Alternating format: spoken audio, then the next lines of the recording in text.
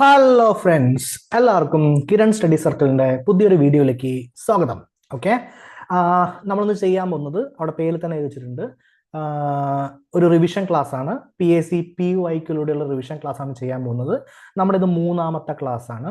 അപ്പോൾ ഈ ക്ലാസ്സുമായി ബന്ധപ്പെട്ടുള്ള നോട്ട്സും പിന്നെ വേറെ എന്തെങ്കിലും ഡൗട്ട്സ് ഒക്കെ ഉണ്ടെങ്കിൽ നിങ്ങൾക്ക് @കിരൺ സ്റ്റഡി സർക്കിൾ എന്ന് പറഞ്ഞ ഒരു ടെലഗ്രാം ചാനലുണ്ട്. ടെലഗ്രാം ചാനലിൽ ജോയിൻ ചെയ്യാൻ വേണ്ടി പറ്റും. അപ്പൊ നമ്മൾ ഈ റിവിഷൻ പ്രോസസ് നമ്മൾ അറേഞ്ച് ചെയ്തിരിക്കുന്നത് ഓരോ സബ്ജക്റ്റിനുള്ള ക്വസ്റ്റ്യൻ വേറെ വേറെ എടുക്കാതെ ഒരു ക്വസ്റ്റ്യൻ പേപ്പർ നമ്മൾ എടുക്കുന്നു. എന്നിട്ട് ഹിസ്റ്ററിയുടെ ഒരു ക്ലാസ്, ജോഗ്രഫിയുടെ ഒരു ക്ലാസ്, ആർട്സ്, സ്പോർട്സ് ആൻഡ് ലിറ്ററേച്ചറിന്റെ ഒരു ക്ലാസ്, എക്കണോമിക്കിന്റെ ഒരു ക്ലാസ്, അങ്ങനെ വന്നിട്ട് ഡിവൈഡ് ചെയ്ത് വെച്ചിരിക്കുകയാണ്. അപ്പൊ നിങ്ങൾക്ക് ഏതെങ്കിലും ഒരു സമയത്ത് ഈ റിവിഷൻ വീഡിയോ വീണ്ടും കാണുന്നുണ്ടെങ്കിൽ, എക്കണോമിക്സ് ആണ് റിവൈസ് ചെയ്യുന്നതെങ്കിൽ എക്കണോമിക്സിന്റെ ക്ലാസ് സെപ്പറേറ്റഡ് ഉണ്ടാവും. അത് കുറെ കൂടി സ്ട്രാറ്റജിക്കലായിട്ട് ഹെൽപ്ഫുൾ ആയിരിക്കും. അങ്ങനെയാണ് പ്ലാൻ ചെയ്തിരിക്കുന്നത്. അതുകൊണ്ട് ഇന്നത്തെ ക്ലാസ് നമ്മൾ ചെയ്യാൻ പോകുന്നത് ജോഗ്രഫി PYQ റിവിഷൻ ക്ലാസ് ആണ് ചെയ്യാൻ വേണ്ടി പോകുന്നത്. Okay, done. അപ്പൊ നമുക്ക് ക്ലാസ്സിലോട്ട് പോകാൻ പറ്റില്ല. ഓക്കെ, അപ്പൊ പറഞ്ഞ കാര്യങ്ങൾ, ഇത് PYQ വഴിയുള്ള റിവിഷൻ ക്ലാസ് ആണ്. ഈ ക്ലാസ്സിൽ നമ്മൾ ചർച്ച ചെയ്യുന്നത് 2025 സിവിൽ എക്സൈസ് ഓഫീസർ ക്വസ്റ്റ്യൻ വന്നിട്ടുണ്ടായിരുന്നു. ആ ക്വസ്റ്റ്യൻ ആണ് നമ്മൾ ചർച്ച ചെയ്യുന്നത്. ഓക്കെ, അപ്പൊ ഡൗട്ട്സും PDF-നെല്ലാം വേണ്ടിയിട്ട് @കിരൺ സ്റ്റഡി സർക്കിൾ എന്ന് പറയുന്ന ടെലഗ്രാം ചാനൽ ഒന്ന് എന്ത് ചെയ്യാം, നോക്കാവുന്നതാണ്. ക്ലിയർ അല്ലേ? അതെ. അപ്പൊ നമുക്ക് എന്താ പറയാ, ക്വസ്റ്റ്യൻസ് ഡിസ്കഷൻ സ്റ്റാർട്ട് ചെയ്യാം. ക്വസ്റ്റ്യൻ: താഴെ കൊടുത്തിരിക്കുന്ന പ്രസ്താവനകൾ പരിശോധിക്കുക. എ, ഉപ്പ് തടാകങ്ങൾ സാധാരണയായി കാണപ്പെടുന്നത് മരുഭൂമികളിലാണ്. ബി, മരുഭൂമികളിൽ ബാഷ്പീകരണം വർഷണത്തേക്കാൾ കൂടുതലായിരിക്കും. ഓപ്ഷൻ എയും ബിയും ശരിയായ പ്രസ്താവനകളാണ്. ബി എന്നത് എയുടെ ശരിയായ വിശദീകരണമാണ്. ഓപ്ഷൻ ബി, എയും ബിയും ശരിയായ പ്രസ്താവനകളാണ്, എന്നാൽ ബി എന്നത് എയുടെ ശരിയായ വിശദീകരണമല്ല. ഓപ്ഷൻ സി, എ ശരിയായ പ്രസ്താവനയാണ്, എന്നാൽ ബി തെറ്റായ പ്രസ്താവനയാണ്. ഓപ്ഷൻ ഡി, എ തെറ്റായ പ്രസ്താവനയാണ്, എന്നാൽ ബി ശരിയായ പ്രസ്താവനയാണ്. ഓക്കെ, ഇത്രയും കാര്യം ഓക്കെ അല്ലേ? അതെ. അപ്പൊ നമുക്ക് ഇതുമായി ബന്ധപ്പെട്ട കാര്യങ്ങൾ ഡിസ്കസ് ചെയ്തതിനു ശേഷം ഇതിലോട്ട് വരാം. ഇത് രാജസ്ഥാനിലെ സാമ്പാർ എന്നറിയപ്പെടുന്ന ഒരു ഉപ്പ് തടാകമാണ്. ഓക്കെ, അപ്പൊ ഇതെന്താ സാർ ഇപ്പൊ ഇങ്ങനെ എഴുതാനുള്ള കാരണം? ഒന്ന്, ഇത് രാജസ്ഥാനിലാണ്. അപ്പൊ രാജസ്ഥാനിൽ മരുഭൂമി പ്രദേശമാണെന്ന് ബേസിക് ആയിട്ടുള്ള എല്ലാവർക്കും അറിയുന്ന ഒരു കാര്യമാണ്. അപ്പൊ അവിടെ എന്ത് തടാകമുണ്ട്? ഉപ്പ് തടാകമുണ്ട്. ഉപ്പ് എന്ന് പറഞ്ഞാൽ സാൾട്ട് കിട്ടണു. ഓക്കെ അല്ലെ? സാൾട്ട് തടാകം എന്നാണ് ഉദ്ദേശിക്കുന്നത്. ക്ലിയർ അല്ലേ? അതെ. അപ്പൊ ഇങ്ങനെ ഒരു തടാകം അവിടെ ഉണ്ടാവണമെങ്കിൽ മരുഭൂമിയിൽ നല്ല പോലെ മഴ പെയ്യുന്ന ഒരു സ്ഥലമായിരിക്കുമോ അതോ മഴ കുറവുള്ള ഒരു സ്ഥലമായിരിക്കുമോ? മരുഭൂമി എന്ന് പറഞ്ഞാൽ മഴ കുറവുള്ള ഒരു സ്ഥലമാണെന്ന് നമുക്ക് എല്ലാവർക്കും അറിയുന്ന കാര്യമല്ലേ? അതെ. അപ്പൊ നമ്മുടെ ക്വസ്റ്റ്യൻ നമ്പർ 1, എങ്ങനെയാണ് രാജസ്ഥാൻ പോലൊരു സ്ഥലത്ത് നമുക്ക് തടാകം ഉണ്ടാവുന്നത്? ഓക്കെ, ഒന്നാമത്തെ ക്വസ്റ്റ്യൻ. 2, ആ തടാകം എന്തുകൊണ്ടാണ് ഉപ്പ് തടാകമായിട്ട് മാറുന്നത്? എല്ലാ ഉപ്പ് തടാകങ്ങളെയും മരുഭൂമിയിലെ ഉപ്പ് തടാകങ്ങളായിട്ട് വിളിക്കാനുള്ള സാധ്യതയുണ്ടോ? ഓക്കെ, ഫോർ എക്സാമ്പിൾ നമുക്ക് വേറൊരു തടാകമുണ്ട്, കേരളത്തിൽ തന്നെ തടാകമുണ്ട്. ആ തടാകത്തിൽ തന്നെ ഉപ്പ് തടാകം ഉണ്ടാവും, നോർമൽ തടാകം ഉണ്ടാവും. ഓക്കെ, അപ്പൊ ഇത് മരുഭൂമിയിൽ മാത്രം കാണുന്ന ഒരു പ്രതിഭാസമാണോ ഈ ഉപ്പ് തടാകം എന്ന് പറയുന്നത്? ഈ കാര്യങ്ങളെല്ലാം നമ്മൾ ഡിസ്കസ് ചെയ്യാൻ പോകുന്ന ഒരു ഭാഗമാണ് നമ്മൾ ആദ്യമായിട്ട് സ്റ്റാർട്ട് ചെയ്യാൻ വേണ്ടി പോകുന്നത്. ഇത്രയും കാര്യം ഓക്കെ അല്ലേ? ഓക്കെ, അപ്പൊ നമുക്ക് സ്റ്റാർട്ട് ചെയ്യാം. ഓക്കെ, അപ്പൊ അങ്ങനെയാണെങ്കിൽ മരുഭൂമിയിൽ ഞാൻ പോയി. മരുഭൂമിയിൽ പോയപ്പോൾ എനിക്ക് അത്ര വെള്ളമില്ല. ഓക്കെ, വെള്ളം ഇല്ലാത്തതിന് കാരണം എന്താ? അവിടെ മഴ പെയ്യുന്നില്ല. ഓക്കെ, മഴ വളരെ കുറവാണ്. അപ്പൊ ഉയർന്ന എന്തുണ്ട്? ബാഷ്പീകരണ നിരക്കുണ്ട്. ചൂട് കൂടുതലാണ്. ചൂട് നന്നായി കൂടുതലുമാണ്. അവിടെ എന്താണ് ആക്ച്വലി? മഴയും കുറവാണ്. മഴ ഇല്ല എന്നല്ല, മഴ പെയ്യുന്നുണ്ട്, പക്ഷെ എന്താണ് ആക്ച്വലി? മഴയും കുറവാണ്. അങ്ങനെയുള്ളൊരു കാരണം കൊണ്ട് അവിടെ എന്തുണ്ടാവുന്നു? ഉപ്പ് തടാകങ്ങൾ മരുഭൂമി പ്രദേശങ്ങളിൽ നമുക്ക് കാണപ്പെടുന്നു എന്നാണ് അവിടെ പറയുന്നത്. അപ്പൊ ഈ തടാകങ്ങൾ എന്താണ് ആക്ച്വലി? ഉപ്പ് അടിഞ്ഞു കൂടി, ഉപ്പ് ഇങ്ങനെ അടിഞ്ഞ് കൂടിക്കൊണ്ടിരിക്കുകയാണ്. എന്തുകൊണ്ടാണ് ഉപ്പ് ഇങ്ങനെ അടിഞ്ഞ് കൂടിയത്? വെള്ളം പുറത്തേക്ക് ഒഴുകിപ്പോകാൻ എന്ത് ചെയ്യുന്നില്ല? പറ്റുന്നില്ല. ഓക്കെ, അതെന്താ സാർ വെള്ളം പുറത്തേക്ക് ഒഴുകിപ്പോകാൻ പറ്റാത്തത്? എൻ്റെ മക്കളെ, വെള്ളം ഒഴുകണം. ഫോർ എക്സാമ്പിൾ ഇവിടെ നിന്ന് ഇത് ഈ അറ്റമാണെന്ന് വിചാരിക്കൂ. ഈ അറ്റത്തുനിന്ന് ആ അറ്റം വരെ വെള്ളം ഒഴുകിയിട്ട് ഇങ്ങനെ ഒഴുകി പോയതിനു ശേഷം രാജസ്ഥാനിലെ ഏതെങ്കിലും ഒരു സ്ഥലത്ത് നിന്ന് വേറൊരു സംസ്ഥാനത്തോട്ട് പോയി, ഗുജറാത്തിലോട്ടോ മറ്റോ പോയതിനു ശേഷം അവിടെ നിന്ന് കടലിലേക്ക് പോകണം. നദി ഒഴുകുക എന്ന് പറഞ്ഞു കഴിഞ്ഞാൽ നമ്മുടെ വീട്ടിന്റെ ഇവിടെ നിന്ന് അടുത്ത 5 കിലോമീറ്റർ ഒഴുകുന്ന ഒരു പരിപാടി അല്ലല്ലോ. ഓക്കെ അല്ലേ? ചെറിയ നദി ഉണ്ട്, ഞാൻ സമ്മതിച്ചു. പക്ഷെ ഒരു നദി, വലിയ നദി ഒഴുകണമെങ്കിൽ കിലോമീറ്റേഴ്സ് ആൻഡ് കിലോമീറ്റേഴ്സ് ഒഴുകണം എന്നല്ലേ നമ്മൾ പറയുന്നത്? അതെ. അങ്ങനെ ഒഴുകണമെങ്കിൽ അവിടുത്തെ കാലാവസ്ഥ അടിപൊളിയായിരിക്കണ്ടേ? ഒരു മരുഭൂമിയിലാണ് കാലാവസ്ഥ എങ്ങനെയാ? ഭയങ്കര ചൂടാണ്. ഈ ചൂടിൽ പോയിട്ട് നദീനെ കൊണ്ട് ഇങ്ങനെ ഒഴുകാൻ പറഞ്ഞാൽ ഒഴുകാൻ പറ്റുമോ? ഇല്ല, നദിക്ക് ഒഴുകാൻ പറ്റൂല. അങ്ങനെ നദിക്ക് ഒഴുകാൻ പറ്റിയില്ലെങ്കിൽ നദി എന്ത് ചെയ്യും? അവിടെ വെള്ളം ഇങ്ങനെ അടിഞ്ഞടിഞ്ഞ് കൂടും. ഓക്കെ, അതങ്ങനെ അടിഞ്ഞടിഞ്ഞ് കൂടി. അങ്ങനെ കുറെ കാലം കഴിഞ്ഞു. സാർ എത്രയാണ് ഈ കുറെ കാലം? ഒരു 100 വർഷം? ഒരു 200 വർഷം അല്ല. ജോഗ്രഫിയെ സംബന്ധിച്ചിടത്തോളം ഈ 100-200 വർഷങ്ങളൊക്കെ എന്താണ്? ആക്ച്വലി ചുമ്മയാണ്. ഓക്കെ, വെറുതെയാണ്. ഹിസ്റ്ററിയിലാണ് 100 വർഷം മുമ്പ് എന്ത് സംഭവിച്ചു എന്ന് നമ്മൾ നോക്കുക.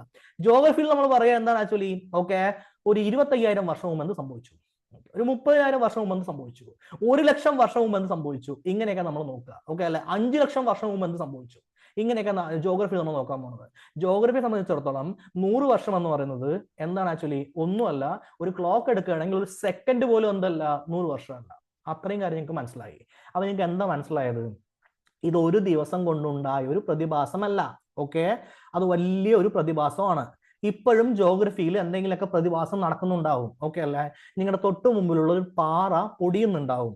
ആ പാറ പൊടിഞ്ഞ് മണ്ണാവുന്നത് കാണാൻ വേണ്ടിയിട്ട് ഈ ക്ലാസ് കാണുന്ന ഒരാളും ജീവനോടെ ഉണ്ടാവില്ല. നമ്മുടെ മക്കളാരും ജീവനോടെ ഉണ്ടാവില്ല. ഒരു പക്ഷെ 10 തലമുറ പോലൊന്നും ഉണ്ടാവില്ല, ജീവനോടെ ഉണ്ടാവില്ല. അതെല്ലാം കഴിഞ്ഞതിന് ശേഷം എന്തുള്ളാവുള്ളൂ? ആ പാറ പൊടിഞ്ഞിട്ട് മണ്ണാവുള്ളൂ. അപ്പൊ പ്രോസസ് വളരെ സ്ലോ ആണെന്ന് മനസ്സിലായി. ഓക്കെ അല്ലേ? അപ്പൊ കാലാകാലങ്ങളായിട്ടുള്ള ഈ പ്രോസസ്സിന്റെ ഫലമായിട്ട് മരുഭൂമിയിൽ നമുക്ക് എന്ത് വന്നു?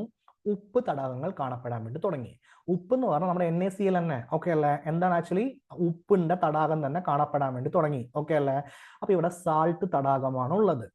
ഈ സാൾട്ട് തടാകങ്ങളിൽ സാന്ദ്രത വളരെ കൂടുതലായിരിക്കുമല്ലോ. ഇനി എന്താണ് ഈ സാന്ദ്രത എന്ന് പറഞ്ഞു കഴിഞ്ഞാൽ, ഒരു കുപ്പി വെള്ളം എടുക്കുക, അതിലോട്ട് ഒരു കൈപ്പിടി നിറയെ പഞ്ചസാര ഇടുക, എന്നിട്ട് ഒന്ന് കലക്കുക. ഓക്കെ അല്ലേ? അപ്പോ അതിലെ വെള്ളത്തിൽ എന്തുണ്ടാവും? പഞ്ചസാരയുടെ ഒരു നമുക്ക് എന്ത് വരും? ഒരു സ്വീറ്റ്നെസ് വരും. ഇനി അതേ ഒരു കുപ്പി വെള്ളത്തിൽ, 1 ലിറ്റർ വെള്ളമാണ്, ആ 1 ലിറ്റർ വെള്ളത്തിൽ ഒരു 10 കിലോ പഞ്ചസാര ഇടുക. ഓക്കെ അല്ലേ? 10 കിലോ പഞ്ചസാര ഇടാനുള്ള ഗ്യാപ്പ് കൂടി ഒന്നും ഉണ്ടാവില്ല, വെള്ളത്തിൽ ഉണ്ടാവില്ല. പിന്നെ അതിൽ വെള്ളം ഉണ്ടാവില്ല, വെറും പഞ്ചസാര മാത്രമേ ഉണ്ടാവുള്ളൂ. ഇതേ സിസ്റ്റത്തിന് ഉപ്പിൻ്റെ അതിലേക്ക് ഒന്ന് മാറ്റി നോക്കി. ആക്ച്വലി ഒന്ന്, അതിലൂടെ വെള്ളം വരുന്നില്ല. കറക്റ്റ്. ഓക്കെ അല്ലേ? വെള്ളം കുറവാണ്. വരുന്ന വെള്ളം ബാഷ്പീകരിച്ച് പോകുകയും ചെയ്യുന്നു. നമ്മുടെ ശരീരത്തില് ഓക്കെ വെള്ളം നമ്മൾ വേർക്കാറുണ്ട്. കറക്റ്റ് അല്ലേ?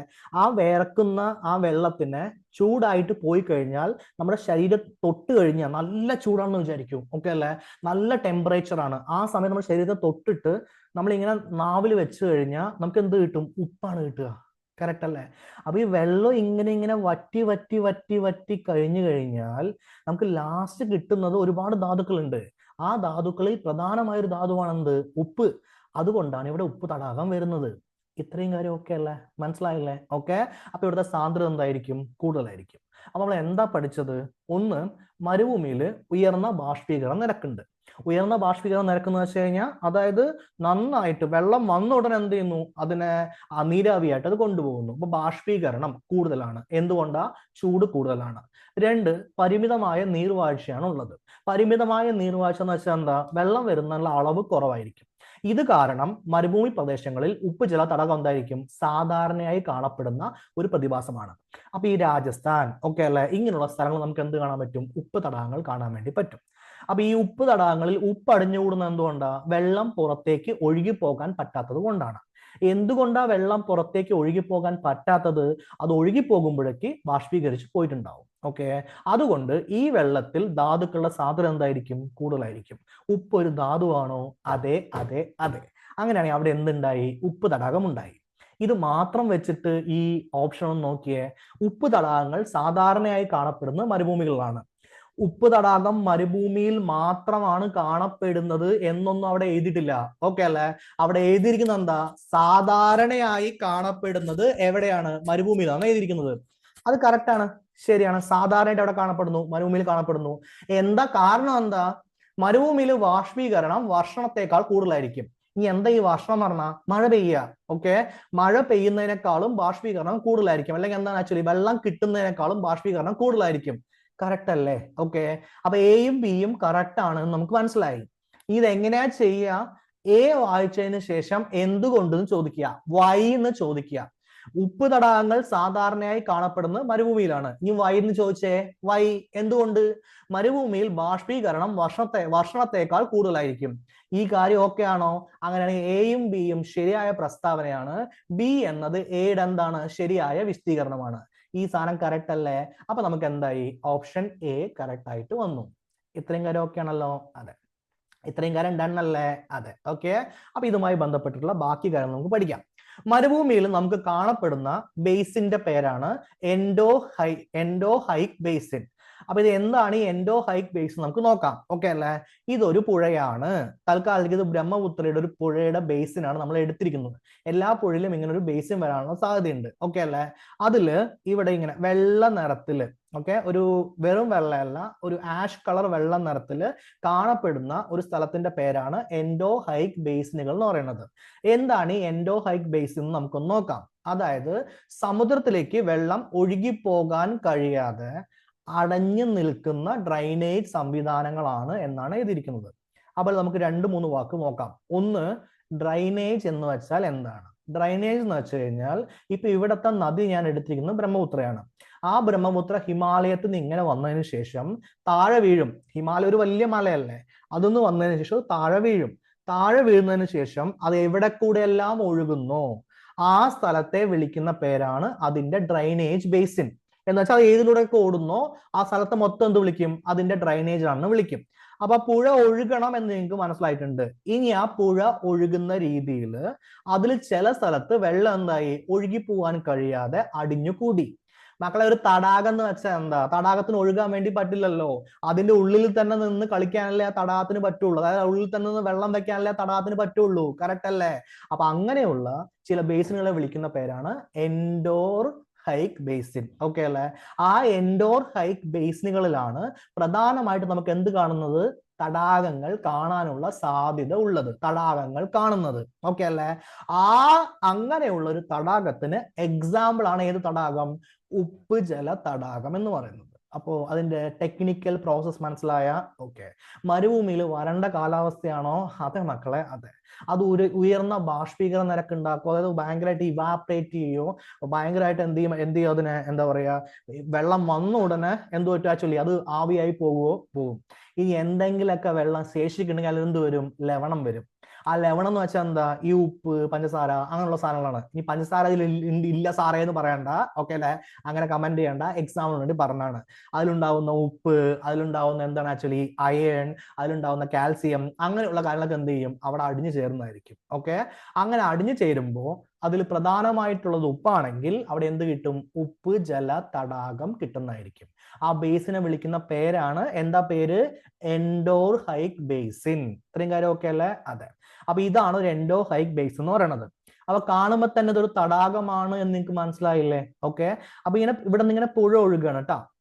അങ്ങനെ പുഴ ഒഴുകി വരുമ്പോ ഇതിലൂടെയും പുഴ ഒഴുകി പോകുന്നുണ്ട്. ഇവിടെ എന്തോ കാരണം കൊണ്ട് പുഴ വറ്റി. ഓക്കെ അല്ലേ? ഇങ്ങനെയും പുഴ ഒഴുകി പോകുന്നുണ്ട്. നടുവിലെ ഈ പുഴയ്ക്ക് ഇവിടെ വന്നപ്പോൾ ഇതിന്റെ അങ്ങോട്ട് പോകാൻ വേണ്ടി പറ്റിയില്ല.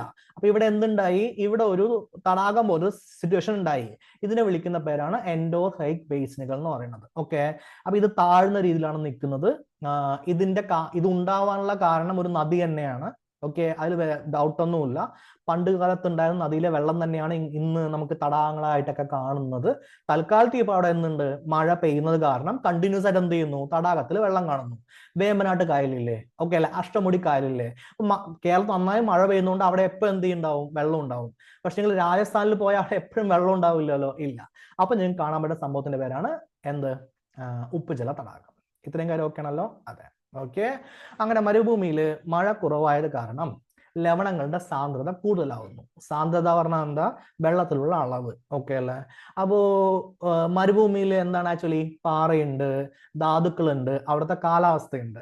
അപ്പൊ മരുഭൂമിയിലുള്ള പാറകളുടെ എന്താണ് ആക്ച്വലി സിറ്റുവേഷൻ കൊണ്ടും അവിടെയുള്ള ധാതുക്കളുടെ പ്രത്യേകത കൊണ്ടും അവിടെയുള്ള കാലാവസ്ഥ കൊണ്ടും ഇത്രയും നേരം നമ്മൾ ഡിസ്കസ് ചെയ്ത എല്ലാ കാര്യങ്ങൾ കൊണ്ടും വെള്ളത്തിൽ ഉപ്പിന്റെ അംശം എന്ത് ചെയ്യുന്നു? കൂടുന്നു. അങ്ങനെ ഉണ്ടാവുന്ന തടാകങ്ങളെ വിളിക്കുന്ന പേരാണ് ഉപ്പ് ജല തടാകം. അപ്പൊ ഇന്ത്യയിലെ പ്രധാനപ്പെട്ട ഉപ്പ് തടാകങ്ങളെ കുറിച്ച് നമുക്ക് നോക്കിയാലോ? നോക്കാം. ഓക്കെ. നമ്മൾ പറഞ്ഞു നന്നായിട്ട് ആലോചിച്ച് നോക്കുക. ഉപ്പ് ജല തടാകം എന്ന് പറയുന്നത് മരുഭൂമിയിൽ മാത്രമുള്ളൊരു പ്രതിഭാസമല്ല. ഓക്കെ, പ്രധാനമായി എവിടെ കാണപ്പെടുന്നു എന്ന് പറഞ്ഞത് മരുഭൂമികളിൽ കാണപ്പെടുന്നു എന്നാണ് പറഞ്ഞിരിക്കുന്നത്. കറക്റ്റ് അല്ലേ? അതെ. അപ്പൊ സാമ്പാർ തടാകം എവിടെ ഉണ്ടാവുക? രാജസ്ഥാനിൽ ഉണ്ടാവുക. ഇന്ത്യയിലെ ഏറ്റവും വലിയ ഉൾനാടൻ ഉപ്പുജല തടാകം ഏതാന്ന് ചോദിച്ചു കഴിഞ്ഞാൽ നിങ്ങൾ പറയേണ്ട തടാകത്തിന്റെ പേരാണ് എന്ത്? സാമ്പാർ തടാകം എന്ന് പറയുന്നത്. ഈ സാമ്പാർ തടാകത്തിൽ നിന്ന് നമുക്ക് ഉപ്പ് മാത്രമല്ല, അതൊരു റംസാർ സൈറ്റുമാണ്, റംസാർ സ്ഥലവുമാണ്. അപ്പൊ എന്താണ് ഈ റാംസാർ സ്ഥലം എന്ന് വെച്ച് കഴിഞ്ഞാൽ, ഫോർ എക്സാമ്പിൾ ഏതെങ്കിലും ഒരു ജീവി നശിക്കാൻ പോകുമെന്ന് വിചാരിക്കൂ, അല്ലെങ്കിൽ ഏതെങ്കിലും ഒരു ചെടിയോ അല്ലെങ്കിൽ ഏതെങ്കിലും ഒരു ചെറിയ ചെറിയ എന്താ പറയാ എന്താണ് സൂക്ഷ്മജീവിയോ എന്തെങ്കിലുമൊക്കെ നശിക്കാൻ പോകുമെന്ന് വിചാരിക്കൂ. പ്രധാനമായിട്ട് പക്ഷികളായിരിക്കണം. ഓക്കെ അല്ലേ? അങ്ങനെ പക്ഷികളൊക്കെ നശിക്കാൻ പോവുകയാണെങ്കിൽ അവർക്ക് അവരുടേതായ ഒരു ആവാസ വ്യവസ്ഥ വേണം. എന്താണ് ഇയാൾ ഈ പറയുന്നത്? ആക്ച്വലി നമുക്ക് ജീവിക്കണമെങ്കിൽ വീട് വേണ്ടേ?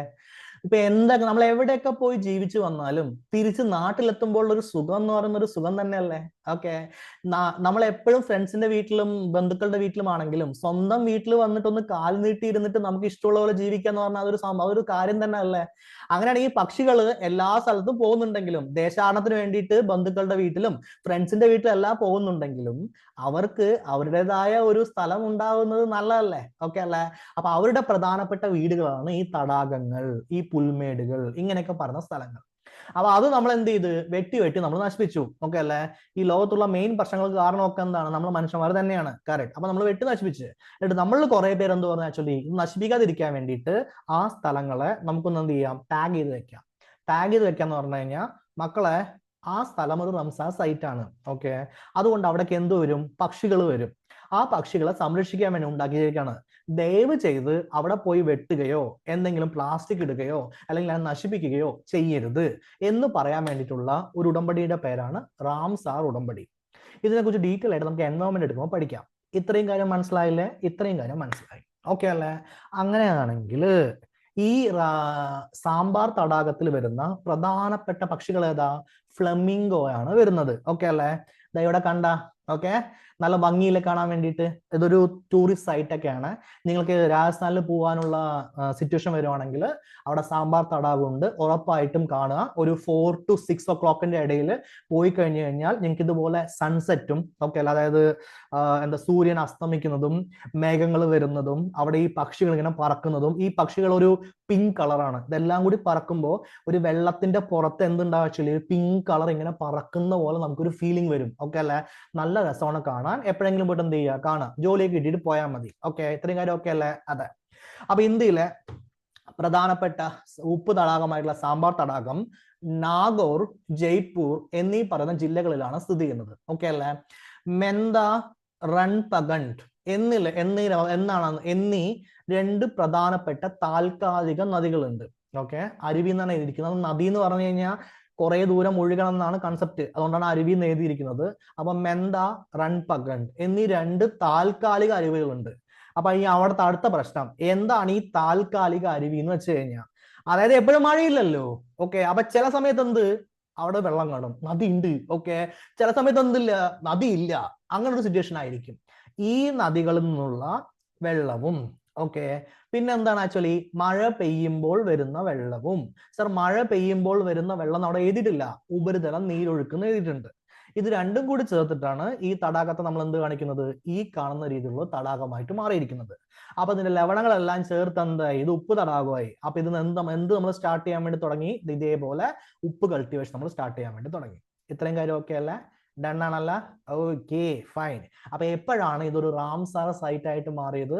1990-ലാണ് ഇതൊരു റാംസാർ സൈറ്റ് ആയിട്ട് മാറിയിട്ടുണ്ടായിരുന്നത്. ഓക്കെ, അപ്പൊ രണ്ടാമത്തെ പ്രധാനപ്പെട്ട തടാകം ചിൽക്ക തടാകം. ഓക്കെ, ഇന്ത്യയിലെ ഏറ്റവും വലിയ ഉപ്പുജല തടാകം ഏതാണെന്ന് ചോദിച്ചു കഴിഞ്ഞാൽ നിങ്ങൾ പറയേണ്ട തടാകത്തിന്റെ പേരാണ് ചിൽക്ക തടാകം. ഒറീസ അല്ലെങ്കിൽ ഒഡീഷയിലാണ് എന്ത് ചെയ്യുന്നത്? ഇത് സ്ഥിതി ചെയ്യുന്നത്. ഇതൊരു റാംസാർ സൈറ്റ് ആണ്, യാതൊരു പ്രശ്നവുമില്ല. ഇപ്പൊ നിങ്ങൾക്ക് റാംസാർ സൈറ്റ് എന്ന് വെച്ചാൽ എന്താണെന്ന് കൃത്യമായിട്ട് അറിയാം. പ്രധാനമായിട്ട് ആരാ വരാൻ പോണ് മക്കളെ? ദേശാടന പക്ഷി. ഓക്കെ അല്ലേ? പിന്നെ മത്സ്യങ്ങളുണ്ട്, വിവിധ ഇനങ്ങളുടെ ആവാസ കേന്ദ്രമാണ്. പക്ഷെ നമുക്ക് റാംസാറുമായി ബന്ധപ്പെട്ട് പറയുമ്പോൾ പ്രധാനമായിട്ട് ഏതാ പറയാ? പക്ഷിയാണ് പറയാ. ഇത്രയും കാര്യം ഓക്കെ അല്ലേ? ഇതാ കിടക്കുന്നു പക്ഷി. ഓക്കെ, സാധാ അരയന്യമാണ്. എന്താ അരയന്യം? ഒരു പക്ഷിയല്ലേ? ഓക്കെ, അപ്പൊ പ്രധാനപ്പെട്ട പക്ഷികളുടെ എന്താണ്? ആക്ച്വലി ഒരു ആവാസ വ്യവസ്ഥ തന്നെയാണ് എന്ത്? ചിൽക്ക തടാകം എന്ന് പറയുന്നത്. ഓക്കെ, അപ്പൊ ഈ ചിൽക്ക തടാകം എവിടെയാണ് സ്ഥിതി ചെയ്യുന്നത്? ദയാ നദിയുടെ അഴിമുഖത്താണ് ഇത് സ്ഥിതി ചെയ്യുന്നത്. ഇപ്പൊ ഈ അഴിമുഖം എന്ന് പറഞ്ഞാൽ എന്താ? അത് കടലിലേക്ക് ചേരുന്ന ആ പ്രത്യേകമായ സ്ഥലത്തെ വിളിക്കുന്ന പേരാണ് അഴിമുഖം. അപ്പൊ ഇത് കടലിലേക്ക് ചേരാൻ വേണ്ടി പോവുകയാണെന്ന് മനസ്സിലായി. ഓക്കെ അല്ലേ? അപ്പൊ ഈ തടാകത്തിന്റെ അറ്റത്ത് എന്തായിരിക്കും? കടലായിരിക്കും. കടലിലെ വെള്ളം ഉപ്പാണോ പഞ്ചസാരയാണോ അതോ വെള്ളം നേരിട്ട് കുടിക്കാവോ? അത് ഉപ്പാണ്, നിങ്ങൾക്ക് എല്ലാവർക്കും അറിയാലോ. അതുകൊണ്ട് ഈ തടാകത്തിൽ എന്തുണ്ടാവും? ഉപ്പുണ്ടാവും. അത്രേ ഉള്ളൂ. ഓക്കെ അല്ലേ? ഒരു തടാകം ഉണ്ടായിരിക്കുന്നത് എന്താണ്? നദിയുമായിട്ട് ചേരുന്നില്ല എന്ന് വിചാരിക്കുക. സോറി, നദിയായിട്ടല്ല, കടലുമായിട്ട് ചേരുന്നില്ല എന്ന് വിചാരിക്കുക. അതിനെ വിളിക്കുന്ന പേരാണ് ശുദ്ധജല തടാകം. അപ്പൊ നിങ്ങൾക്ക് മൈൻഡിൽ കിട്ടി. ഓക്കെ അല്ലേ? അത് ശുദ്ധജല തടാകമാണ്, നേരിട്ട് വെള്ളം കുടിക്കാൻ പറ്റും, പ്രശ്നമൊന്നുമില്ല. ഓക്കെ. പക്ഷേ ഇപ്പൊ ചിൽക്ക തടാകമാണെങ്കിൽ അതിന്റെ അറ്റത്താരാ ഉള്ളത്? ബംഗാൾ ഉൾക്കടലാണ്. അപ്പൊ ബംഗാൾ കടലാണ് അവിടെ ഉള്ളത്. ആ ബംഗാൾ കടലിലേക്ക് ഏത് നദി പോകുന്നുണ്ട്? ദയ എന്ന് പറയുന്ന നദി പോകുന്നുണ്ട്. ഓക്കെ. അങ്ങനെ 1100 ചതുരശ്ര കിലോമീറ്റർ വിസ്തൃതിയുള്ള ഈ സ്ഥലത്ത് ഓക്കെ ഉണ്ടായിട്ടുള്ള ഒരു തടാകത്തിന്റെ പേരാണ് ചിൽക്ക തടാകം. ഓക്കെ അല്ലേ? ഇതിന്റെ ലവണാംശം എന്ന് വെച്ച് കഴിഞ്ഞാൽ അതിൽ എത്ര ലവണങ്ങളുണ്ട്? ലവണങ്ങൾ ഒരുപാട് കാര്യങ്ങളുണ്ട്. നമുക്ക് കെമിസ്ട്രിയിൽ ഒരുപാട് കാര്യങ്ങൾ പഠിക്കാനുണ്ടാവും. ഓക്കെ അല്ലേ? ഫോസ്ഫറസ് ഉണ്ട്, സോഡിയം ഉണ്ട്, പൊട്ടാസ്യം ഉണ്ട്, അങ്ങനെ ഒരുപാട്, ക്ലോറിൻ ഉണ്ട്, അങ്ങനെ എല്ലാം ഉണ്ട്. ഓക്കെ. നമ്മൾ തൽക്കാലത്തേക്ക് ഈ ലവണാംശം അറിയാൻ വേണ്ടിയിട്ട് പഠിക്കാൻ പോകുന്ന സംഭവത്തിന്റെ പേരാണ് NaCl, അതായത് ഉപ്പ്. ഓക്കെ. അപ്പൊ ലവണാംശത്തിന്റെയും ആഴത്തിന്റെയും അടിസ്ഥാനത്തിൽ ഈ കാണുന്ന ചിൽക്ക തടാകത്തെ നമുക്ക് എത്രയായി തിരിക്കാൻ നേരിട്ടുണ്ട്? 4 ആയിട്ട് തിരിക്കാൻ നേരിട്ടുണ്ട്. ആ 4 ഭാഗങ്ങൾ വായിക്കുന്നതിന് മുമ്പ് നമുക്ക് ഈ 2 കാര്യങ്ങൾ വായിക്കാം. ഒന്നിന്റെ പേര് ലവണാംശം, ഒന്നിന്റെ പേര് ആഴം. നിങ്ങൾ തന്നെ പറ. ഓക്കെ അല്ലേ? ഒരു നദി വന്നുകൊണ്ടേയിരിക്കുകയാണ്. ഓക്കെ. എന്നിട്ട് നദി എന്ത് ചെയ്തു? ആക്ച്വലി ഒരു ബേസിനിലേക്ക് കയറി. ബേസിൻ എന്ന് പറഞ്ഞ അർത്ഥം എന്താ? ഒരു എന്താ പറയാ, ഡ്രൈനേജ് ബേസ്, ഒരു അഴിമുഖത്തിലോട്ട് കയറി. കറക്റ്റ് അല്ലേ? എന്നിട്ട് അവിടേക്ക് വന്നിട്ട് അത് എവിടെ ചേരാൻ പോവാണ്? കടലിൽ ചേരാൻ പോവാണ്. ഓക്കെ. ഇനി അതും കടലും ചേരുന്ന ഒരു സ്ഥലമാണെന്ന് വിചാരിക്കൂ. അവിടെയുള്ള ആഴവും ഈ തടാകത്തിന് നടുവിലുള്ള ആഴവും ഓക്കെ അല്ലെ, തടാകവും നദിയും ചേരുന്ന ആഴവും അതേപോലെ തടാകത്തിന്റെ കരയിലുള്ള ആഴവും സെയിം ആയിരിക്കുമോ? അല്ലല്ലോ മക്കളെ. ഓക്കെ അല്ലെ? സെയിം ആയിരിക്കില്ല. ഓക്കെ. ഇനി എന്റെ ചോദ്യം, കടല് ചേരുന്നിടത്തുള്ള ഉപ്പിന്റെ അംശവും നദി ചേരുന്നിടത്തുള്ള ഉപ്പിന്റെ അംശവും ഈ തടാകത്തിന് നടുവിലുള്ള ഉപ്പിന്റെ അംശവും വ്യത്യാസമായിരിക്കില്ലേ? ഉറപ്പായിരിക്കും. ഓക്കെ അല്ലെ? കടല് ചേരുന്നിടത്ത് കൊണ്ടുപോയിട്ട് നിങ്ങൾ ഒരു ഗ്ലാസ് വെള്ളം കുടിക്കുകയാണെങ്കിൽ ഓക്കെ, അവിടുത്തെ ഉപ്പ് എന്തായിരിക്കും? കൂടുതലായിരിക്കില്ലേ? അതേപോലെ നിങ്ങൾ നദി ചേരുന്നിടത്തുള്ള ഒരു ഗ്ലാസ് വെള്ളം കുടിക്കുകയാണെങ്കിൽ ഉപ്പുണ്ടാവും. ഉപ്പ് എന്തായിരിക്കും?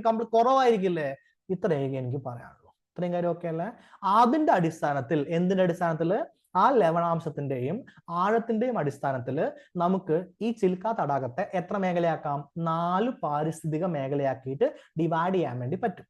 ഒന്നിന്റെ പേര് തെക്കൻ മേഖല, രണ്ടാമത്തെ പേര് മധ്യമേഖല, മൂന്നാമത്തെ പേര് വടക്കൻ മേഖല, നാലാമത്തെ പേര് പുറം ചാനൽ. ഓക്കെ അല്ലേ? അപ്പൊ തെക്ക്, മധ്യം, വടക്കൻ, പുറം ചാനൽ, ഇങ്ങനെ നമുക്ക് എന്ത് ചെയ്യാൻ പറ്റും? 4 ആയിട്ട് ഡിവൈഡ് ചെയ്യാൻ വേണ്ടി പറ്റും. ഓക്കെ അല്ലേ?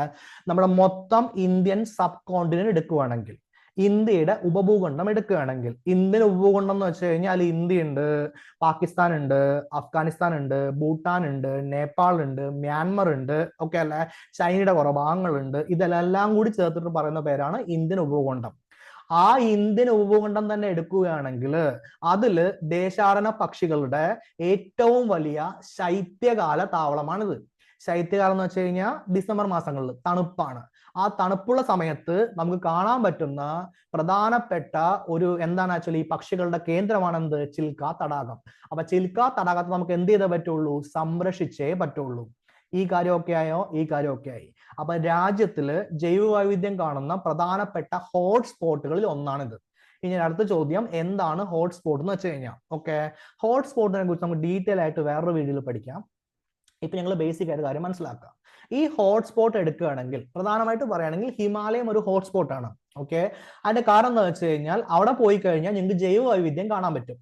അപ്പൊ എന്താണ് സാർ ജൈവ വൈവിധ്യം എന്ന് വെച്ച് കഴിഞ്ഞാൽ ഓക്കെ അല്ലെ, ഒരു ചെടിയല്ല 1,900 ചെടി, ഒരു മൃഗമല്ല 1,900 മൃഗം. ഓക്കെ. എന്ന് വെച്ചാൽ സാർ ഒരു സിംഹം 1,900 ഉണ്ടെങ്കിൽ ജൈവ വൈവിധ്യ അല്ല.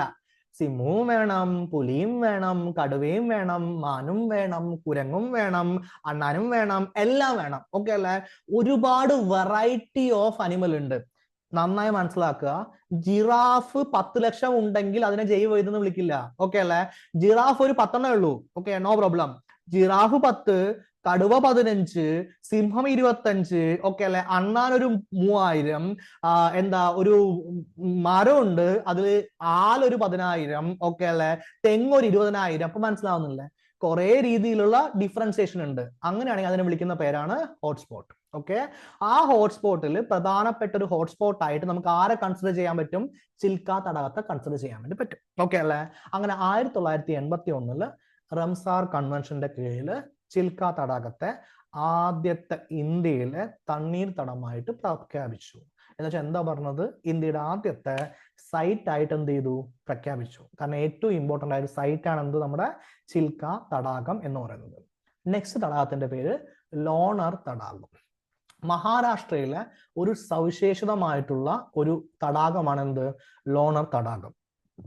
ഈ തടാകം ഉണ്ടായിരിക്കുന്നത് നദി മൂലമോ അല്ലെങ്കിൽ എന്താ പറയാ കടല് കൊണ്ടോ വെള്ളം വന്നിട്ടോ അങ്ങനെയൊന്നും അല്ല. പണ്ട് കാലത്ത് ഒരു ഉൽക്ക വന്ന് പതിച്ചു. ഓക്കെ അല്ലേ? നോക്കി ഇവിടെ ഇങ്ങനെ വട്ടത്തിലല്ല കാണുന്നത്. ഇനി അടുത്ത ഡൗട്ട്, സാർ ഇത് നടുവില് ഞങ്ങൾ സാധാരണ വെള്ളം കാണുമ്പോൾ നീല കളറാണ്, ഇവിടെ പിങ്ക് കളറാണ് കാണുക. ഓക്കെ അല്ലേ? ഇവിടെ മാജിക് ഉണ്ട്, മാജിക്. ഓക്കെ, എന്താണ് മാജിക്? ആക്ച്വലി ആ വെള്ളം നീലയും കാണും, ആ വെള്ളം പിങ്കും കാണും. ഓക്കെ, അതിന്റെ പേരാണ് ലോണാർ തടാകം. അപ്പൊ ഒരു ഉൽക്കാശില കൊണ്ടാണ് ഈ സംഭവം ഉണ്ടായത്. അതുകൊണ്ട് ഇന്ത്യയിൽ തന്നെ ദേശീയ ഭൂപൈതൃക സ്മാരകമായിട്ട് കൺസിഡർ ചെയ്തിട്ടുള്ള ഒരു തടാകത്തിന്റെ പേരാണ് ലോണാർ തടാകം. ഉൽക്കയാണ് മക്കളെ പതിച്ചിരിക്കുന്നത്. ഓക്കെ അല്ലേ? അപ്പൊ പുറത്ത് എവിടെയോ എന്തൊക്കെയോ ജീവനുണ്ട്. നമുക്ക് എന്താണ് കൺഫേം ആയിട്ടില്ലെന്നേ ഉള്ളൂ. നമ്മൾ മാത്രമല്ല എവിടെ ഉള്ളത്, പുറത്ത് ആരൊക്കെ ഉണ്ടെന്ന് എന്താണ് ഏകദേശം ഉറപ്പാണ്. നീ കണ്ടുപിടിച്ചാൽ മതി. ഓക്കെ, അപ്പൊ അവിടെ വരുമ്പോ ഉൽക്ക വന്ന് പതിച്ചപ്പോ അതിലെന്തുണ്ടാവും? ലവണാംശം ഉണ്ടാവും. ആ ലവണാംശമുള്ള സ്ഥലത്ത് കുറെ കാലങ്ങളായിട്ട് മഴ പെയ്തു. ഓക്കെ, ഞാൻ ഈ പറയുന്നത് 50,000 വർഷം മുമ്പാണ് കേട്ടാ, അല്ലാതെ ഒരു 10 വർഷമുള്ള കഥയല്ല പറയുന്നത്. ഓക്കെ, അങ്ങനെ സംഭവത്തിൽ എന്ത് ചെയ്യും? ലവണാംശം വന്നു. അപ്പൊ അവിടെ എന്ത് വന്നു? ആക്ച്വലി ഒരു പ്രത്യേക തരം ആവാസ വ്യവസ്ഥ ഉണ്ടായി. എന്താ ഈ ആവാസ വ്യവസ്ഥയുടെ പ്രത്യേകത? എന്താ? ഒരിക്കൽ പിങ്ക്, ഒരിക്കൽ എന്ത്? ബ്ലൂ. ഓക്കെ, ഒരു 50,000 വർഷങ്ങൾക്ക് മുമ്പ് ഒരു ഉൽക്കാശിലയിൽ എന്തുണ്ടായി? ഒരു ആഘാതം ഉണ്ടായി. അങ്ങനെ ലോകത്തിൽ തന്നെ ഒരേ ഒരു ഉപ്പ് വെള്ള ഗർത്ത തടാകമേ ഉള്ളൂ. ലോകത്തിൽ തന്നെ ഒന്നേ ഉള്ളൂ കേട്ടാ. ഓക്കെ, അതാണ് ആര്? നമ്മുടെ ലോണാർ തടാകം. ഓക്കെ, ഇതിലെ വെള്ളത്തിന്റെ പ്രത്യേകത എന്ന് വെച്ച് കഴിഞ്ഞാൽ കടൽ വെള്ളം തന്നെ എത്ര ഉപ്പാണ് നിങ്ങൾക്ക് അറിയാം. അതിനേക്കാളും 7 ഇരട്ടി ഉപ്പാണ് എവിടെ ഉണ്ടാവുക? ഈ ലോണാർ തടാകത്തിൽ ഉണ്ടാവുക. അപ്പൊ എന്റെ ചോദ്യം നിങ്ങളോട്, എന്തുകൊണ്ടായിരിക്കും ലോണാർ തടാകത്തിൽ ഇത്രയധികം ഉപ്പുണ്ടാവാനുള്ള സാരം ഉണ്ടാവുക? ഉൽക്കയാണ് മക്കളെ വഹിച്ചിരിക്കുന്നത്, അല്ലാതെ കടൽ വെള്ളം കൊണ്ടോ സാധാരണ പുഴ വെള്ളം കൊണ്ടോ ഹിമാലയം കൊണ്ടോ ഒന്നും ഉണ്ടായ ഒരു സാധനം അല്ല അത്. ഓക്കെ അല്ലേ? അതുകൊണ്ട് സാധാരണ കടൽവെള്ളത്തെക്കാളും എത്ര ഉണ്ടാവും? 7 ഇരട്ടി ഉപ്പ് രസമായിരിക്കും എന്തിനുണ്ടാവുക? നമ്മുടെ ലോണാർ തടാകത്തിന് ഉണ്ടാവുക. ആ കാര്യം ഓക്കെ അല്ലേ? അതെ. ഓക്കെ, ഇതിന്റെ ഏറ്റവും ശ്രദ്ധേയ കാര്യം എന്താ? നിറം. ഓക്കെ, സീസൺ അനുസരിച്ച് ഇത് പച്ചയിൽ നിന്ന് എന്ത് ചെയ്യും? പിങ്ക് നിറത്തിലേക്ക് കറക്കും. ഓക്കെ, അപ്പൊ ചിലപ്പോ പച്ച, ചിലപ്പോ പിങ്ക്. ഓ, ഫൈൻ ഫൈൻ. ഓക്കെ, എന്തുകൊണ്ടാണ് അങ്ങനെ വരുന്നത്? ഒന്ന് തടാകത്തിലെ ഉപ്പുവെള്ളം, രണ്ടെന്താണ് ആക്ച്വലി ബേസ്, അതായത് ക്ഷാരമുള്ള അന്തരീക്ഷത്തിൽ ഒരു ബേസ് അന്തരീക്ഷത്തിലാണ് എന്ത് ചെയ്യുക? ഇവിടെ ഉണ്ടാവുക. ഓക്കെ, ആസിഡ് അന്തരീക്ഷം ആയിരിക്കില്ല, ബേസ് അന്തരീക്ഷം ആയിരിക്കും. ഇതിൽ വളരുന്ന പ്രത്യേകമായ സൂക്ഷ്മാണുക്കൾ ഉണ്ട്. ഓക്കെ, അപ്പൊ ചിലപ്പോ സാർ ഇവര് എന്താ പറയാ, ഈ സൂക്ഷ്മാണു എവിടെ നിന്നാണ്? പുറമേ നിന്ന് വന്നായിരിക്കോ? ഓക്കെ, പറയാൻ പറ്റില്ല, പഠനം നടത്തിക്കൊണ്ടിരിക്കട്ടെ. ഓക്കെ, അപ്പൊ അങ്ങനെ ഇരിക്കുന്ന സാധനത്തിൽ അവിടെ എന്ത് ചെയ്തു? പ്രത്യേക സൂക്ഷ്മാണുക്കൾ ഉണ്ട്. ഈ സൂക്ഷ്മാണുക്കളാണ് എന്ത് ചെയ്യുന്നത്? എന്താ പറയാ, ഈ തടാകത്തിനെ പച്ചയിൽ നിന്ന് പിങ്ക് നിറത്തിലേക്ക് മാറ്റുന്നത്. ഓക്കെ, അപ്പൊ സാറിൽ പറഞ്ഞ നീല കളർ എന്നുള്ളത്, അത് പുറമേ നോക്കുമ്പോൾ നീല കളർ, പക്ഷെ നമുക്കൊരു കാര്യം നോക്കുമ്പോൾ പച്ച കളറിൽ വെള്ളം കാണാനല്ലേ, പച്ച വെള്ളം എന്നൊക്കെ പറയില്ലേ? ആ പച്ച വെള്ളത്തിൽ എന്തായി? പിങ്ക് വെള്ളം ആക്കും സീസൺ അനുസരിച്ച്. ഓക്കെ, ഇത്രയും കാര്യം ഓക്കെ ആണോ? നെക്സ്റ്റ് തടാകത്തിന്റെ പേര് പുലിക്കാട് തടാകം. ആന്ധ്രാപ്രദേശിന്റെയും തമിഴ്നാടിന്റെയും അതിർത്തിയിലാണ് എന്ത് ചെയ്യുന്നത്? പുലിക്കാട് തടാകം സ്ഥിതി ചെയ്യുന്നത്. ഓക്കെ, നമ്മുടെ രാജ്യത്തിലെ 2ാമത്തെ വലിയ ഉപ്പ് ജല തടാകമാണ് ഏത്? പുലിക്കാട് തടാകം എന്ന് പറയുന്നത്. ഓക്കെ, എങ്ങനെ മഴ കിട്ടുക? നമുക്ക് 2 മൺസൂൺ ഉണ്ട്. ഒരു മൺസൂണിന്റെ പേരെന്താ? തെക്ക് പടിഞ്ഞാറ്. ഒരു മൺസൂണിന്റെ പേരെന്താ? വടക്ക് കിഴക്ക്. ഓക്കെ, ഈ 2 മൺസൂണുകളും ഒരുമിച്ച് വന്നിട്ട് നമുക്ക് എന്ത് ചെയ്യും? പുലിക്കാട് തടാകം ഉണ്ടാകുന്ന സ്ഥലത്ത് മഴ പെയ്യും. ഓക്കെ അല്ലേ? അപ്പൊ തെക്ക് പടിഞ്ഞാറിനും ഉണ്ട്, വടക്ക് കിഴക്കനും ഉണ്ട്. രണ്ടും കൂടി ഒരുമിച്ച് വരും. രണ്ടും കൂടി ഒരുമിച്ച് വരില്ല. ഓക്കെ അല്ലേ? ഒന്ന് കഴിഞ്ഞതിന് ശേഷം വേറെ ഒന്ന് വരുള്ളൂ. അങ്ങനെ നമ്മള് ജൂൺ മുതലല്ലേ? ഓക്കെ അല്ലേ? തെക്ക് പടിഞ്ഞാറൻ, പിന്നെ വടക്ക് കിഴക്കൻ നമുക്ക് സെപ്റ്റംബർ, ഒക്ടോബർ, നവംബർ സമയങ്ങളല്ല വരിക. ഓക്കെ, അങ്ങനെ 2 സമയത്തും എന്ത് ചെയ്യും? ഇവിടെ വെള്ളം ലഭിക്കും. എവിടെ വെള്ളം ലഭിക്കും? പുലിക്കാട്ട് തടാകത്തിൽ വെള്ളം ലഭിക്കുന്നതായിരിക്കും. ഓക്കെ. അപ്പൊ നമ്മുടെ എന്തായി, ഇന്ത്യയിലെ പ്രധാനപ്പെട്ട ഉപ്പ് തടാകം എന്ന് പറഞ്ഞ കാര്യം നമ്മൾ നോക്കി. ഓക്കെ. അപ്പൊ ആ ക്വസ്റ്റിനുമായി ബന്ധപ്പെട്ട കാര്യങ്ങൾ നമ്മൾ നോക്കിയിട്ടുണ്ട്. ഓക്കെ. എന്തൊക്കെ നമ്മൾ നോക്കിയത്? ഉപ്പ് തടാകങ്ങൾ. ഓക്കെ. രാജസ്ഥാനിലെ എങ്ങനെ ഉപ്പ് തടാകം ഉണ്ടാവുക, പിന്നെ എൻഡോർ ഹൈറ്റ് ബേസിൻ എന്ന് വെച്ചാൽ എന്താണ്, ഓക്കെ, ഉപ്പ് തടാകത്തിന്റെ പ്രത്യേകത എന്തൊക്കെയാണ്, സാമ്പാർ തടാകത്തിന്റെ പ്രത്യേകത എന്താണ്, ചിൽക്ക തടാകത്തിന്റെ പ്രത്യേകത എന്താണ്, ഓക്കെ, അതേപോലെ ലോണ തടാകത്തിന്റെ പ്രത്യേകത എന്താണ്, അതേപോലെ എന്താണ് ആക്ച്വലി പുലിക്കാട് തടാകത്തിന്റെ പ്രത്യേകത എന്താണ്. ഇത്രയും കാര്യം നമ്മൾ നോക്കി. ഇനി നമുക്ക് അടുത്ത ക്വസ്റ്റ്യനിലേക്ക് പോയാലോ? പോകാം. ഭൂമിയിലെ അകക്കാമ്പിലെ പ്രധാന ഘടകങ്ങൾ എന്തെല്ലാമാണ് എന്നാണെന്നുള്ളത് ചോദ്യമുള്ളത്. ഓക്കെ. ഓപ്ഷൻ എ ഇരുമ്പ് nickel, option B silicon aluminium, option C oxygen hydrogen, option D calcium magnesium. ഇതാണ് ഓപ്ഷൻസ്. ഓക്കെ. അപ്പൊ നമുക്ക് ഈ ക്വസ്റ്റ്യനിലേക്ക് വരുന്നതിന് മുമ്പ് നമ്മൾ പഠിക്കാൻ പോകുന്ന ആ സംഭവത്തിന്റെ പേരാണ് കോർ അല്ലെങ്കിൽ അകക്കാമ്പ്. ഓക്കെ. ഇതിനെ കുറിച്ച് നമുക്ക് എന്ത് ചെയ്യാം, കാമ്പ്, അതിനെ കുറിച്ച് നമുക്ക് പഠിക്കാം. അപ്പൊ നമ്മുടെ ഭൂമി ഉണ്ടെങ്കിൽ ഭൂമിയിൽ ഏറ്റവും ചൂടുള്ള സ്ഥലം എവിടെയാന്ന് ചോദിച്ചു കഴിഞ്ഞാൽ അത് നമ്മൾ പറയാൻ പോകുന്ന സ്ഥലത്തിന്റെ പേരാണ് കാമ്പ്. ചൂട് മാത്രമല്ല, സാന്ദ്രത കൂടിയ സ്ഥലം എവിടെയാണ്? കാമ്പ് തന്നെയാണ്. അപ്പൊ സാന്ദ്രത പറഞ്ഞാൽ എന്താ? എപ്പോഴും ആലോചിക്കുക, 1 ലിറ്റർ ബോട്ടിൽ വെള്ളമുണ്ട്, അതിൽ 10 കിലോ പഞ്ചസാര ഇട്ട് കഴിഞ്ഞാൽ എന്തായിരിക്കും അവസ്ഥ? ഓക്കെ. അങ്ങനെയാണെങ്കിൽ അവിടെ വെള്ളമല്ല ഉണ്ടാവുക, കട്ടിയായിട്ടാണ് ഉണ്ടാവുക. ഓക്കെ. അതിനെ വിളിക്കുന്ന പേരാണ് സാന്ദ്രത കൂടുക. അപ്പൊ സാന്ദ്രത കുറയാന്ന് പറഞ്ഞു കഴിഞ്ഞാൽ 1 ലിറ്റർ വെള്ളത്തിൽ എന്ത് ചെയ്യുക, ഒരു ചെറിയ പൊടി പഞ്ചസാര ഇടുക. അപ്പൊ പഞ്ചസാര അതിൽ ഉണ്ട്, പേരിനേ ഉള്ളൂ, അതിന്റെ പേരാണ് സാന്ദ്രത കുറയുക. ഇത്രയും കാര്യം ഓക്കെ അല്ലേ? അതെ. അതിൽ ഗുട്ടൻബർഗ് തുടർച്ച എന്നൊക്കെ എഴുതി വെച്ചിട്ടുണ്ട്. അതിന് മുമ്പ് നമുക്ക് എന്ത് ചെയ്യാം, ചിത്രം നോക്കാം. ചിത്രത്തിലൂടെ നമുക്ക് എന്ത് പറ്റുള്ളൂ, ജോഗ്രഫി ബെറ്റർ ആയിട്ട് പഠിക്കാൻ വേണ്ടി പറ്റുള്ളൂ. ഓക്കെ അല്ലേ? അപ്പൊ ഭൂമിയുടെ ആന്തരിക ഘടനയുണ്ട്. ഇവിടെ ലിത്തോസ്ഫിയർ ഉണ്ട്, ഇവിടെ കോൺനാഡ് ഡിസ്കണ്ടിന്യൂറ്റി ഉണ്ട്, മൊഹോ ഡിസ്കണ്ടിന്യൂറ്റി ഉണ്ട്, മാൻഡിൽ ഉണ്ട്, അപ്പർ മാൻഡിൽ ഉണ്ട്, ലോവർ മാൻഡിൽ ഉണ്ട്, റെപ്പീറ്റി ഡിസ്കണ്ടിന്യൂറ്റി ഉണ്ട്. ഓക്കെ അല്ലേ? ഗുട്ടൻബർഗ് ഡിസ്കണ്ടിന്യൂറ്റി ഉണ്ട്. ഈ മോളിൽ തൊട്ട് ലിത്തോസ്ഫിയർ തൊട്ട് ഇവിടെ വരുമെന്ന് നമ്മൾ ഇപ്പം എന്ത് ചെയ്യാൻ പോകുന്നില്ല, ഡിസ്കസ് ചെയ്യാൻ വേണ്ടി പോകുന്നില്ല. നമുക്ക് ഡിസ്കസ് ചെയ്യേണ്ടത് ഗുട്ടൻബർഗ് ഡിസ്കണ്ടിന്യൂറ്റിയും ലെയ്മാൻ ഡിസ്കണ്ടിന്യൂറ്റിയും കോറും, അതായത് എന്താ പറയുന്നത്, ആക്ച്വലി നമ്മുടെ എന്താ കാമ്പിനെ കുറിച്ചാണ് നമ്മൾ ഡിസ്കസ് ചെയ്യാൻ വേണ്ടി പോകുന്നത്. ഓക്കെ. ഇത്രയും കാര്യം ഒക്കെ ആണെങ്കിൽ നമ്മൾ തുടങ്ങാൻ പോകുന്ന ഏകദേശം 2900 കിലോമീറ്റർ എന്നായിരിക്കും നമ്മൾ സ്റ്റാർട്ട് ചെയ്യുക. ഭൂമിയിൽ നമ്മൾ കുഴിച്ചു പോയി. ഓക്കെ. അങ്ങനെ എവിടെ എത്തി? ഒരു 2900 കിലോമീറ്റർ എത്തി. അവിടെ നമുക്ക് ഒരു ഡിസ്കണ്ടിന്യൂറ്റി കണ്ടു. ഇനി ഡിസ്കണ്ടിന്യൂറ്റി എന്താന്ന് നമുക്ക് നോക്കാം. ഓക്കെ അല്ലേ? അതായത് ഇതിന് തൊട്ടു മുകളില്, ഓക്കെ, ഇവിടെ ഈ എന്താണ് ഈ റോസ് കളർ അല്ല, ഒരു ബ്രൗൺ കളർ കാണുന്നില്ലേ? ഓക്കെ അല്ലേ? അതിന്റെ താഴെ ചെറിയ നിറത്തിലുള്ള ഒരു ലൈറ്റ് പിങ്ക് പോലൊരു കളർ കാണുന്നില്ലേ? ഓക്കെ അല്ലേ? ഈ 2 കളർ നമ്മൾ വ്യത്യാസം ഉണ്ടല്ലോ ഈ 2900 കിലോമീറ്റർ എഴുതിയിരിക്കുന്ന സ്ഥലത്ത്. ഓക്കെ. ഇവിടെ ഒരു വര കാണുന്നില്ലേ, ഇങ്ങനെ ബൗണ്ടറി പോലൊരു വര കാണുന്നില്ലേ? ഈ വരയെ വിളിക്കുന്ന പേരാണ് തുടർച്ച അല്ലെങ്കിൽ കണ്ടിന്യൂറ്റി എന്ന് പറയും. ഓക്കെ. അങ്ങനെയാണെങ്കിൽ അവിടെ എന്ത് വരുന്നു? ഡിസ്കണ്ടിന്യൂറ്റി വരുന്നു. കണ്ടിന്യൂറ്റി എന്ന് പറഞ്ഞാൽ തുടർച്ച, ഡിസ്കണ്ടിന്യൂറ്റി എന്ന് പറഞ്ഞാൽ എന്താണ്? ആക്ച്വലി തുടർച്ചയില്ലായ്മ. അപ്പൊ ഇവിടം തൊട്ട് 670 കിലോമീറ്റർ തൊട്ട് ഇവിടെ വരെ ഒരു കളറായിരുന്നു, 2900 തൊട്ട് 3150 വരെ ഇവിടെ ഒരു കളറായിരുന്നു, അതിനുശേഷം വേറെ ഒരു റെഡിഷിന്റെ ഒരു കളർ ഉണ്ട്. ഓക്കെ അല്ലെ? ഇങ്ങനെ കളറുകൾ വ്യത്യാസമായിട്ട് വന്നു.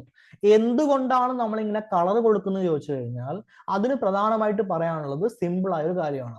അതായത് ഒരു സ്ഥലത്തെ chemical properties and physical properties എന്ന് പറയും. സർ, കെമിക്കൽ പ്രോപ്പർട്ടീസ് എന്ന് പറഞ്ഞു കഴിഞ്ഞാൽ പേരിൽ തന്നെ ഉണ്ട്, കെമിക്കൽസിനെ കുറിച്ച് നമ്മൾ സംസാരിക്കാൻ വേണ്ടി പോകുന്നത്. അപ്പൊ കെമിസ്ട്രി എന്ന് പറഞ്ഞാൽ എന്താ മക്കളെ? മൂലകമല്ലേ? ഓക്കെ അല്ലേ? Cl, Na, ഹൈഡ്രജൻ, ഹീലിയം, അതല്ലേ അവിടെ വരാൻ പോകുന്നത്. അങ്ങനെ തന്നെയല്ലേ അവിടെ വരുള്ളൂ. കറക്റ്റ് അല്ലേ? അതെ. ഓക്കെ. അങ്ങനെയാണെങ്കിൽ ഈ ഭാഗത്തെ മൂലകവും വ്യത്യാസമായിരിക്കും. ഓക്കെ. ഒരു സ്ഥലത്ത് നമുക്ക് നിക്കലും അലുമിനിയവും കിട്ടുമ്പോൾ ഒരു സ്ഥലത്ത് നമുക്ക് എന്താ കിട്ടുക? ഇരുമ്പും നിക്കലും ആയിരിക്കും കിട്ടുക, അല്ലെങ്കിൽ വേറെ എന്തെങ്കിലും ആയിരിക്കും കിട്ടുക. ഓക്കെ അല്ലേ? അങ്ങനെ കാര്യം മാറിയില്ലേ? മാറി. ഇവിടെ നിന്ന് ഇവിടെ വരെ വരുന്നവരേക്കും ഒരേ സാധനം, ഇവിടെ നിന്ന് ഈ വരയിൽ താഴേക്ക് വരുമ്പോൾ വേറെ സാധനം. അപ്പൊ ആ വരയെ നമ്മൾ എന്ത് വിളിക്കണം? ഡിസ്കണ്ടിന്യൂറ്റി എന്ന് വിളിക്കണം. ഓക്കെ.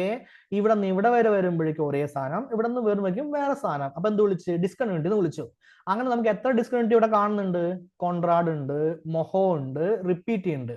അപ്പൊ നിങ്ങൾക്ക് ഒരു കാര്യം മനസ്സിലായി, ഓരോ എന്താ പറയാ കളർ കഴിയുമ്പോഴും അല്ലെങ്കിൽ ഓരോ ഘടകം കഴിയുമ്പോഴും എന്തുണ്ടാവും? ഒരു ഡിസ്കണ്ടിന്യൂറ്റി ഉണ്ടാവും. നമുക്ക് പഠിക്കുന്ന ഡിസ്കണ്ടിന്യൂറ്റിയുടെ പേരാണ് ഗുട്ടൻബർഗ് തുടർച്ച. ഓക്കെ അല്ലെ? അല്ലെങ്കിൽ ഗുട്ടൻബർഗ് ഡിസ്കണ്ടിന്യൂറ്റി എന്ന് തന്നെ പറയും. ഓക്കെ. എന്ന് വെച്ച് കഴിഞ്ഞാൽ ഈ സമയത്ത് മാൻഡിൽ അവസാനിക്കാൻ വേണ്ടി പോവാണ്. ഓക്കെ അല്ലേ? അതിനുശേഷം നമ്മൾ കാമ്പിലേക്ക് കയറാൻ വേണ്ടി പോവാണ്. കാമ്പിനെ നമുക്ക് രണ്ടായി തിരിക്കാൻ വേണ്ടി പറ്റും. ഒന്നിന്റെ പേര് പുറക്കാമ്പ്, ഒന്നിന്റെ പേര് അകക്കാമ്പ്. ഇങ്ങനെ നമുക്ക് രണ്ടായി തിരിക്കാൻ വേണ്ടി പറ്റും. അപ്പൊ ഗുട്ടൻബർഗ് ഡിസ്കണ്ടിന്യൂറ്റി അല്ലെങ്കിൽ ഗുട്ടൻബർഗ് തുടർച്ച ഇത് കഴിഞ്ഞു കഴിഞ്ഞാൽ നമുക്ക് എങ്ങോട്ട് നമ്മൾ കയറും? കാമ്പിലോട്ട് നമ്മൾ കയറുന്നതായിരിക്കും. ഓക്കെ അല്ലേ? അതിന്റെ ബൗണ്ടറി ആണ് ഇവിടെ പറയുന്നത്. രണ്ട് ജില്ല ഉണ്ടെന്ന് വിചാരിക്കുക. എന്റെ ഫേവറേറ്റ് എക്സാമ്പിൾ തൃശ്ശൂരും പാലക്കാടുമാണ്. അപ്പൊ തൃശ്ശൂരും പാലക്കാടും ഉണ്ടെങ്കിൽ ദാ അല്ലെങ്കിൽ എന്താ ദാ തൃശ്ശൂർ എത്തി, അല്ലെങ്കിൽ എന്താ പാലക്കാട് എത്തി, അല്ലെങ്കിൽ നമ്മുടെ ഡയലോഗ് വെച്ച് പറയുന്നത് കൊച്ചി എത്തി എന്ന് പറയണമെങ്കിൽ അതിനൊരു ബൗണ്ടറി ഉണ്ട്. ആ ബൗണ്ടറിയുടെ പേരാണ് ഗുട്ടൻബർഗ് ഡിസ്കണ്ടിന്യൂറ്റി. അപ്പൊ നമ്മുടെ കൊച്ചിയാണ് ആര്, അല്ലെങ്കിൽ പാലക്കാടാണ് അല്ലെങ്കിൽ തൃശ്ശൂരാണ് ആര്? കാമ്പ് എന്ന് പറയുന്നത്. ഓക്കെ, ഇനി അവിടെ എഴുതി വെച്ചിരുന്ന കാര്യം ദ്രാവക പുറക്കാമ്പാണ്. അപ്പൊ ഇവിടെ വെള്ളം പോലെയാണ്. ഓക്കെ, ഇനി ഇവിടെ ഇംഗ്ലീഷിൽ എഴുതി വെച്ചിട്ടുണ്ട് ഇന്നർ സോളിഡ് കോർ. സോളിഡ് എന്ന് വെച്ചാൽ എന്താ? ഖരമാണ്. അപ്പൊ നിങ്ങൾ കാമ്പിനെ രണ്ട് രീതിയിൽ കാണാൻ വേണ്ടി പറ്റും. ഒന്ന്, ഭൂമിയുടെ എൻഡില്, അതായത് ഭൂമിയുടെ ഏറ്റവും അറ്റത്ത് നമ്മൾ എത്തി. ഓക്കെ അല്ലെ? കുച്ചു കുച്ചു കുച്ചു കുച്ചു കുച്ചു ഭൂമിയുടെ അറ്റത്ത് നമ്മൾ എത്തി. അങ്ങനെയാണെങ്കിൽ ആ എൻഡിലുള്ള സ്ഥലം എന്ന് പറയുന്നത് ഖരാവസ്ഥയിലായിരിക്കും, സോളിഡിലായിരിക്കും. അതിന് തൊട്ടുമുള്ള സ്ഥലം എന്ന് പറയുന്നത് ലിക്വിഡ് ആയിരിക്കും, അതായത് എന്തായിരിക്കും? ദ്രാവകാവസ്ഥയിലായിരിക്കും. ഈ രണ്ട് സ്ഥലത്തെയും കൂടി ചേർത്ത് നമ്മൾ വിളിക്കുന്ന പേരാണ് കാമ്പ്. അപ്പൊ ഒരു സ്ഥലത്ത് ദ്രാവകമുണ്ട്, ഒരു സ്ഥലത്ത് നിന്നുണ്ട് ഖരമുണ്ട്. ദ്രാവകമുള്ള സ്ഥലത്തെ നമ്മൾ വിളിക്കുന്ന പേര് എന്താണ്? ആക്ച്വലി പുറക്കാമ്പ്. ഖരമുള്ള സ്ഥലത്തെ വിളിക്കുന്ന പേരെന്താണ്? അകക്കാമ്പ്. ഇത്രയും കാര്യം ഓക്കെ ആണോ? ഇത്രയും കാര്യം ഓക്കെയാണ്. ഓക്കെ അല്ലേ? അപ്പൊ നമ്മളിപ്പോ എവിടെ എത്തിയിട്ടുണ്ട്? ഗുട്ടൻബർഗ് തുടർച്ചയിൽ എത്തി. ഓക്കെ, എന്ത് കഴിഞ്ഞു? മാൻഡിൽ കഴിഞ്ഞു. മാൻഡിൽ കഴിഞ്ഞതിന് ശേഷം നമ്മൾ എവിടേക്ക് പോയി? ദ്രാവക പുറക്കാമ്പിലേക്ക് പോയി. ഓക്കെ, ഇനി നമുക്ക് കാമ്പിനെ കുറിച്ചുള്ള കുറെ കാര്യങ്ങൾ മനസ്സിലാക്കാം. ഭൂമിയുടെ പിണ്ഡമുണ്ട്. പിണ്ഡം എന്ന് വെച്ചാൽ വെയിറ്റ് ആണ്. ഓക്കെ അല്ലേ? ആ ഭൂമിയുടെ പിണ്ഡമുണ്ട്. ആ പിണ്ഡത്തിന്റെ 33% എന്താണ്? കാമ്പാണ്. പക്ഷെ ഭൂമിയുടെ വ്യാപ്തമുണ്ട്. വ്യാപ്തം എന്ന് പറഞ്ഞാൽ എന്താ? വീണ്ടും ഒരു കുപ്പി വെള്ളം എടുക്കുക, ആ വെള്ളത്തിൽ ആ കുപ്പിയിൽ എത്ര വെള്ളം കയറും, അതിന്റെ പേരാണ് വ്യാപ്തം. അപ്പൊ ഭൂമിനെ മൊത്തം എടുത്തിട്ട് ഇങ്ങനെ കുഴിച്ചിട്ട് എന്ത് ചെയ്യുക? ആക്ച്വലി അതിനെ ഒരു വലിയ ഭൂമി ഒരു ഗോളം അല്ലേ? അപ്പൊ ഗോളത്തിനെ കുഴിച്ചിട്ട് ഉള്ളിൽ എന്ത് ചെയ്യുക? ഒന്നുമില്ലാതെ വെക്കുക. എന്നിട്ട് നമ്മൾ കാമ്പിനെ മാത്രം സെപ്പറേറ്റ് ആയിട്ട് പിടിച്ചിട്ട് അതിൻ്റെ ഉള്ളിലേക്ക് ഇടുക. അങ്ങനെയാണെങ്കിൽ എത്ര സ്പേസ് കവർ ഉണ്ടാവും? 16% കവർ ഉണ്ടാവുള്ളൂ. ബാക്കി എത്രയുണ്ട്? 84% എന്തായിരിക്കും? ഫ്രീ സ്പേസ് ആയിരിക്കും. അപ്പൊ ഭൂമിയുടെ വ്യാപ്തത്തിന്റെ എത്ര ശതമാനമാണ് നമ്മുടെ കാമ്പ് എന്ന് പറയുന്നത്? 16%. ഭൂമിയുടെ പിണ്ഡത്തിന്റെ എത്ര ശതമാനമാണ് കാമ്പ് എന്ന് പറയുന്നത്? 33%. ഈ കാര്യം ഓക്കെ ആണല്ലോ? അതെ. അപ്പൊ കാമ്പിന്റെ കാര്യം ഓക്കെ ആയ? അതെ. ഈ സ്ഥലം, കോർ എന്ന് പറയുന്ന സ്ഥലം എന്തുകൊണ്ടാണ് ഉണ്ടാക്കിയിരിക്കുന്നത്? ഒന്നിന്റെ പേര് ഇരുമ്പ്, Fe കെമിക്കലാണ്.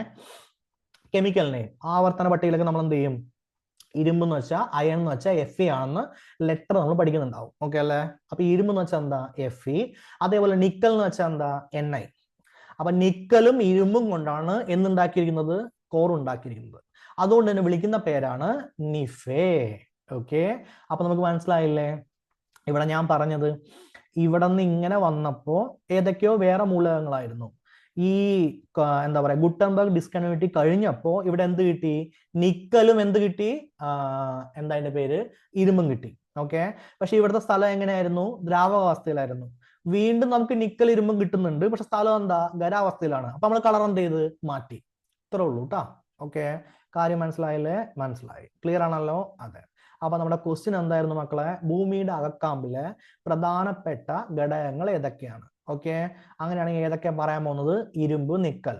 നമ്മൾ കാമ്പ് എത്തിയിട്ടുള്ളൂ, പുറക്കാമ്പ് എത്തിയിട്ടുള്ളൂ. ഓക്കെ അല്ലേ? അകക്കാമ്പായാലും സെയിം തന്നെയാണ്. ഏതൊക്കെ? ഇരുമ്പ്, നിക്കൽ. എന്തുകൊണ്ടാണ് അവിടെ വേറെ വര വരച്ചിരിക്കുന്നത് അല്ലെങ്കിൽ വേറെ കളർ കൊടുത്തിരിക്കുന്നത്? ഈ പുറക്കാമ്പ് എന്ന് പറയുന്നത് എന്താണ്? ആക്ച്വലി ഒരു ദ്രാവകാവസ്ഥയിലാണെങ്കിൽ അകക്കാമ്പ് എന്ന് പറയുന്നത് എന്താണ്? ഒരു ഖരാവസ്ഥയിലാണ്. പുറക്കാമ്പ് ലിക്വിഡ് ആണെങ്കിൽ അകക്കാമ്പ് എന്താ? സോളിഡ് ആണ്. ഈ കാര്യം മനസ്സിലായില്ലേ? അതുകൊണ്ടാണ് അവിടെ വേറെ എന്തിരിക്കുന്നത്? വേറെ വര വരച്ചിരിക്കുന്നത്. ക്ലിയർ അല്ലേ? അതെ. അപ്പൊ നമ്മൾ അവിടെ കാണുന്ന മൂലകങ്ങളെ വിളിക്കുന്ന പേരാണ് സൈഡേറോഫൈൽ. ഓക്കെ, അപ്പൊ സൈഡേറോഫൈൽ എന്ന് വെച്ചാൽ എന്താണ് സാറേ? എന്താ അതിന്റെ അർത്ഥം എന്താണെന്ന് ചോദിച്ചു കഴിഞ്ഞാൽ പറയാൻ പോകുന്ന കാര്യമാണ് ഇരുമ്പിൽ ലയിക്കുന്നു. അത് ഞങ്ങൾ ഇരുമ്പ് കണ്ടിട്ടുണ്ട്. ഓക്കെ അല്ലെ? ഇരുമ്പ് എന്താ? നല്ല കട്ടിയുള്ള ഒരു സ്ഥലമാണ്. ഇരുമ്പ് നമ്മൾ കണ്ടിട്ടുണ്ട്. ശരി, ഞാൻ സമ്മതിച്ചു. ഓക്കെ അല്ലെ? ഇരുമ്പ് നമ്മൾ കണ്ടിട്ടുണ്ട്. കറക്റ്റ് ആണ്. ശരി, ഓക്കെ. പക്ഷേ അത് എവിടെയാ ഉള്ളത്? ഇരുമ്പ് കാമ്പിലാണ്. കാമ്പിൽ ചൂട് കൂടുതലാണോ? അതെ. അങ്ങനെ ചൂട് കൂടുതലാണെങ്കിൽ ഇരുമ്പ് ഉരുകി. ഇരുമ്പ് നമ്മൾ പുറത്ത് കാണുന്ന പോലെ, നമ്മുടെ കയ്യിൽ കാണുന്ന പോലെ ഇരുമ്പ് സാധനം ഉണ്ടാവുക അല്ല. ഉരുകിയിട്ടുള്ള ഒരു ദ്രാവകാവസ്ഥയിൽ ഉണ്ടാവുക. അതെ.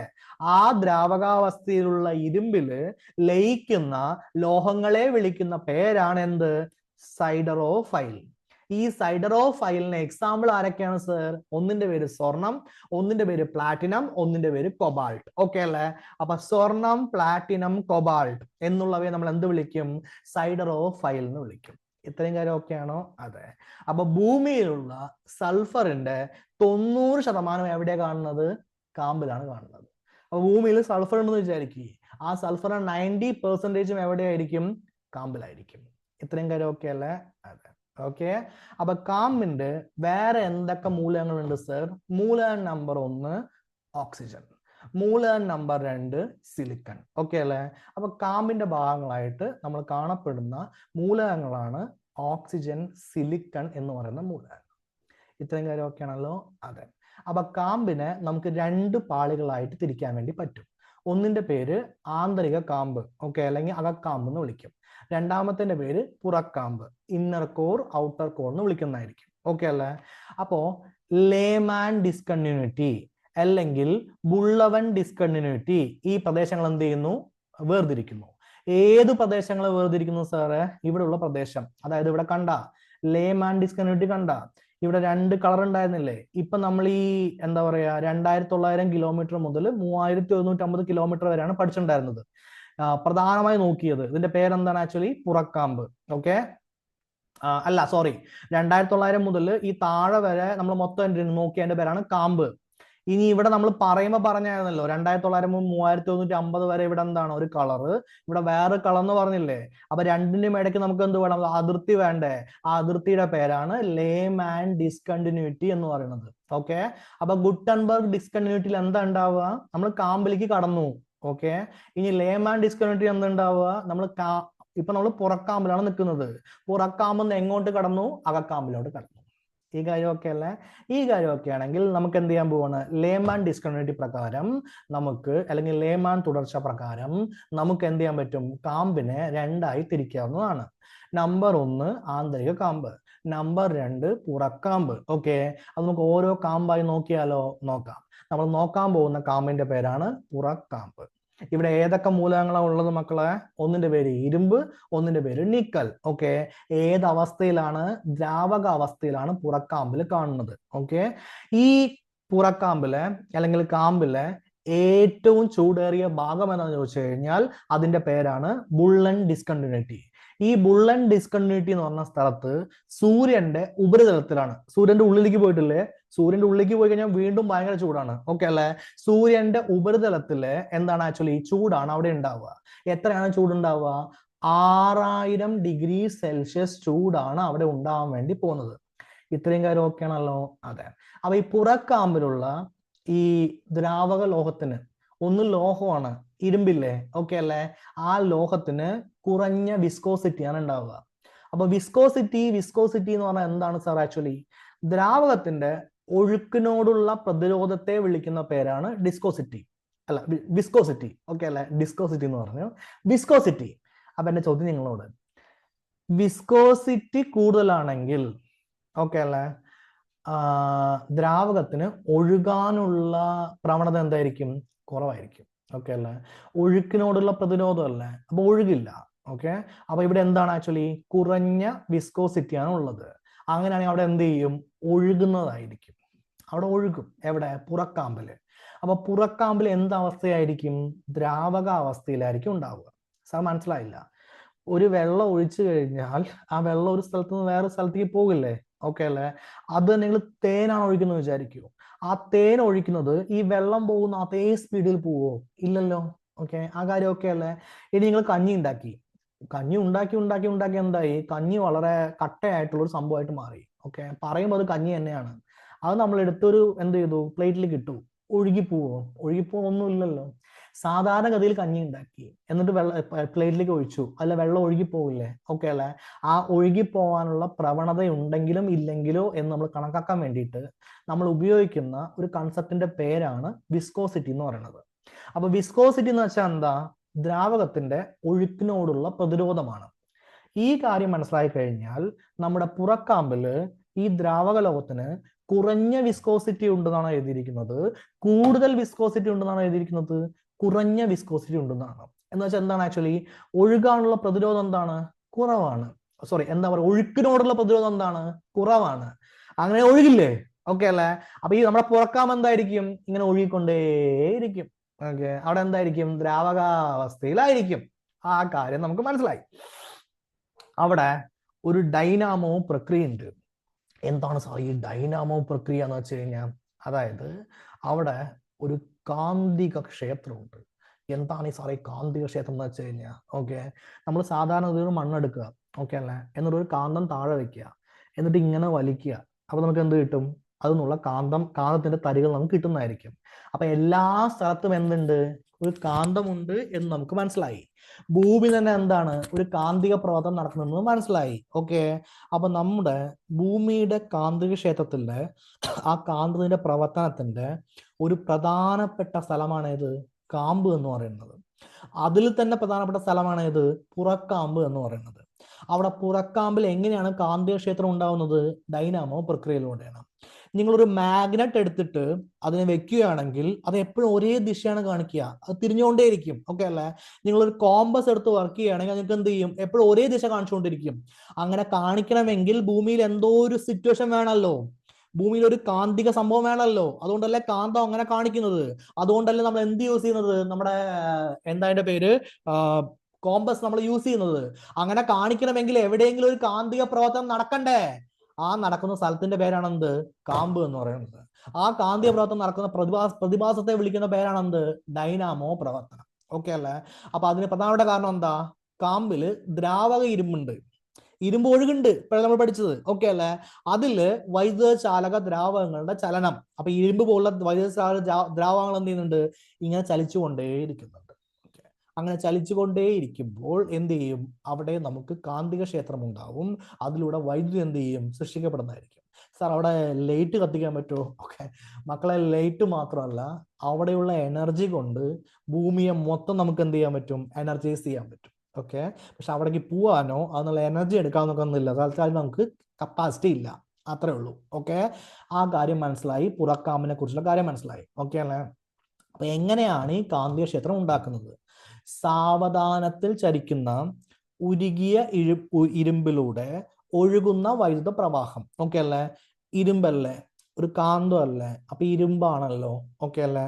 ആ സംഭവം പതുക്കെ ഒഴുകുന്നുണ്ട്. ഓക്കെ, അത് ഒഴുകാനുള്ള കാരണം എന്താ? അത് വെള്ളം പോലെയാണ്. അങ്ങനെ പതുക്കെ ഒഴുകുള്ളൂ, അല്ല പെട്ടെന്നൊന്നും നദി പോലെ നമ്മൾ ഒഴുകാൻ പറ്റില്ല. ഓക്കെ അല്ലേ? അങ്ങനെ പതുക്കെ ഒഴുകുന്ന ഈ പ്രതിഭാസമാണ് നമുക്ക് എന്ത് ചെയ്യുന്നത്? ഒരു വൈദ്യുത കാന്തിക ക്ഷേത്രം സൃഷ്ടിക്കാൻ വേണ്ടി പോകും. ഈ കാര്യം ഒക്കെയാണോ? ഓക്കെ. ഇനി നമ്മൾ പഠിക്കാൻ പോകുന്ന സംഭവത്തിന്റെ പേരാണ് ആന്തരിക കാമ്പ് എന്നാണ് ഇതിനെ പറയുന്നത്. ഈ കാര്യം ഒക്കെ അല്ലേ? അതെ.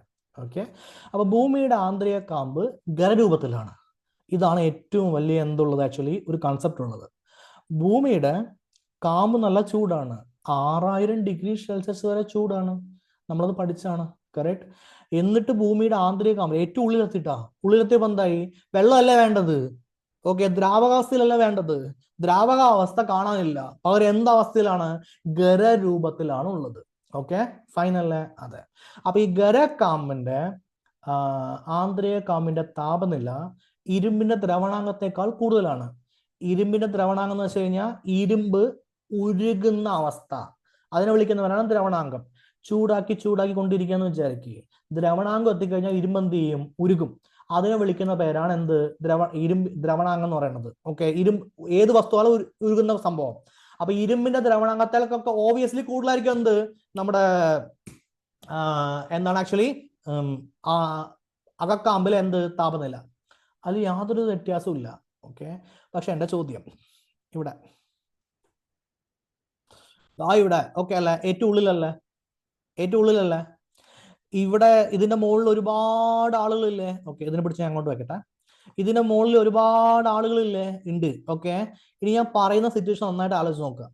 നിങ്ങളെ ഞാനൊരു സ്ഥലത്ത് കിടത്തിയിട്ടുണ്ട്. നിങ്ങൾക്ക് മുകളിൽ ഞാനൊരു 20 പേരെ കിടത്തിയിട്ടുണ്ട്. ഓക്കെ, നിങ്ങളുടെ മുകളിൽ 20 പേരുണ്ട് കേട്ടാ. ഓൾറെഡി നിങ്ങളുടെ സിറ്റുവേഷൻ എന്താണ്? ചമ്മന്തി ആകുമ്പോൾ സിറ്റുവേഷൻ ആണ്, കറക്റ്റ് അല്ലേ? എന്നിട്ട് ഞാൻ നിങ്ങളുടെ അടിയിൽ എന്ത് ചെയ്തു? തീ വെച്ച്. നിങ്ങൾക്ക് എന്ത് ചെയ്യാൻ പറ്റില്ല? എഴുന്നേറ്റ് ഓടാൻ പറ്റില്ല. ഓക്കെ, എന്താ സിറ്റുവേഷൻ? മുകളിൽ 20 പേരുണ്ട്. ആ 20 പേര് നിങ്ങൾക്ക് പ്രഷർ വന്നുകൊണ്ടിരിക്കുകയാണ്. ഇവിടെ എന്താണ് ആക്ച്വലി? ചൂടുമാണ്. ഓക്കെ, നിങ്ങൾ മരിക്കുവോ? നിങ്ങൾ ചമ്മന്തിയാവും, അതിൽ യാതൊരു ഡൗട്ടും ഇല്ല. പക്ഷെ നിങ്ങൾക്ക് എങ്ങോട്ടെങ്കിലും ഓടാൻ പറ്റുമോ? ഇല്ല. അപ്പൊ നിങ്ങൾ ചമ്മന്തി ആവുന്നത് വെള്ളം പോലുള്ള ചമ്മന്തി ആയിരിക്കുമോ? അത് നല്ല കട്ടിയായിട്ടുള്ള ചമ്മന്തി ആയിരിക്കുമോ? കട്ടിയായിട്ടുള്ള ചമ്മന്തി ആയിരിക്കും നിങ്ങളാവുക. ഓക്കെ അല്ലേ? കാരണം നിങ്ങളുടെ അടിയിൽ നിന്ന് തീയും വെച്ചിട്ടുണ്ട്, മുകളിൽ എന്താണ് ആക്ച്വലി ഒരുപാട് ലെയറും ഉണ്ട്. ഓക്കെ, ഇനി ആ സിറ്റുവേഷൻ ഇവിടെ നിന്ന് അപ്ലൈ ചെയ്ത് നോക്കിയേ. ഇവിടെ നല്ല ചൂടാണ്, അപ്പൊ അടിയിൽ നിന്ന് തീ ഉണ്ട്. ഓക്കെ, മോള് എന്താണ് ആക്ച്വലി? മോളിൽ ഇത്രയും പേര് മോളിലുണ്ട്. ഓക്കെ, ഇവിടെ ക്രസ്റ്റ് ഉണ്ട്, ലിത്തോസ്ഫിയർ ഉണ്ട്, മാൻഡിൽ ഉണ്ട്, ആനയുണ്ട്, ചേനയുണ്ട്. ഇവരൊക്കെ എന്ത് ചെയ്യുന്നുണ്ട്? പ്രഷർ വയ്ക്കുന്നുണ്ട്. ആ പ്രഷർ കൊണ്ട് തൽക്കാലത്തേക്ക് ഇവിടെ എന്തായിരിക്കും? ഖരാവസ്ഥ ആയിരിക്കും. നമ്പർ 1. നമ്പർ 2 അവിടെ എഴുതിയിരിക്കുന്നത്, ഒരു സെക്കൻഡ്, നമ്പർ 2 പോട്ടെ. നമ്പർ 2 അവിടെ എഴുതിയിരിക്കുന്നത് എന്താണ്? ഓക്കെ, നമ്പർ 2 അവിടെ എഴുതിയിരിക്കുന്നത് എന്താണ് ആക്ച്വലി? അവിടുത്തെ സാന്ദ്രത കൂടുതലാണ്. സാന്ദ്രത എന്ന് വെച്ചാൽ എന്താ? എപ്പോഴും ആലോചിക്കുക, ഒരു ലിറ്റർ വെള്ളത്തിൽ നമ്മൾ എന്ത് ചെയ്തു? 10 കിലോ എന്തിട്ടുണ്ട്? പഞ്ചസാര ഇട്ടിട്ടുണ്ട്. വെള്ളമില്ല. ഒന്ന്, അവിടെ സാന്ദ്രത കൂടുതലാണ്. രണ്ടാമത്തെ അവിടെ എന്താണ് ആക്ച്വലി? മർദ്ദം കൂടുതലാണ്, പ്രഷർ കൂടുതലാണ്. കറക്റ്റ് അല്ലേ? അതാണ് എന്ത് ഇതിന് പ്രധാനമായിട്ട് കാരണമായിട്ടുള്ളത്. ക്ലിയർ ആണല്ലോ? അതെ.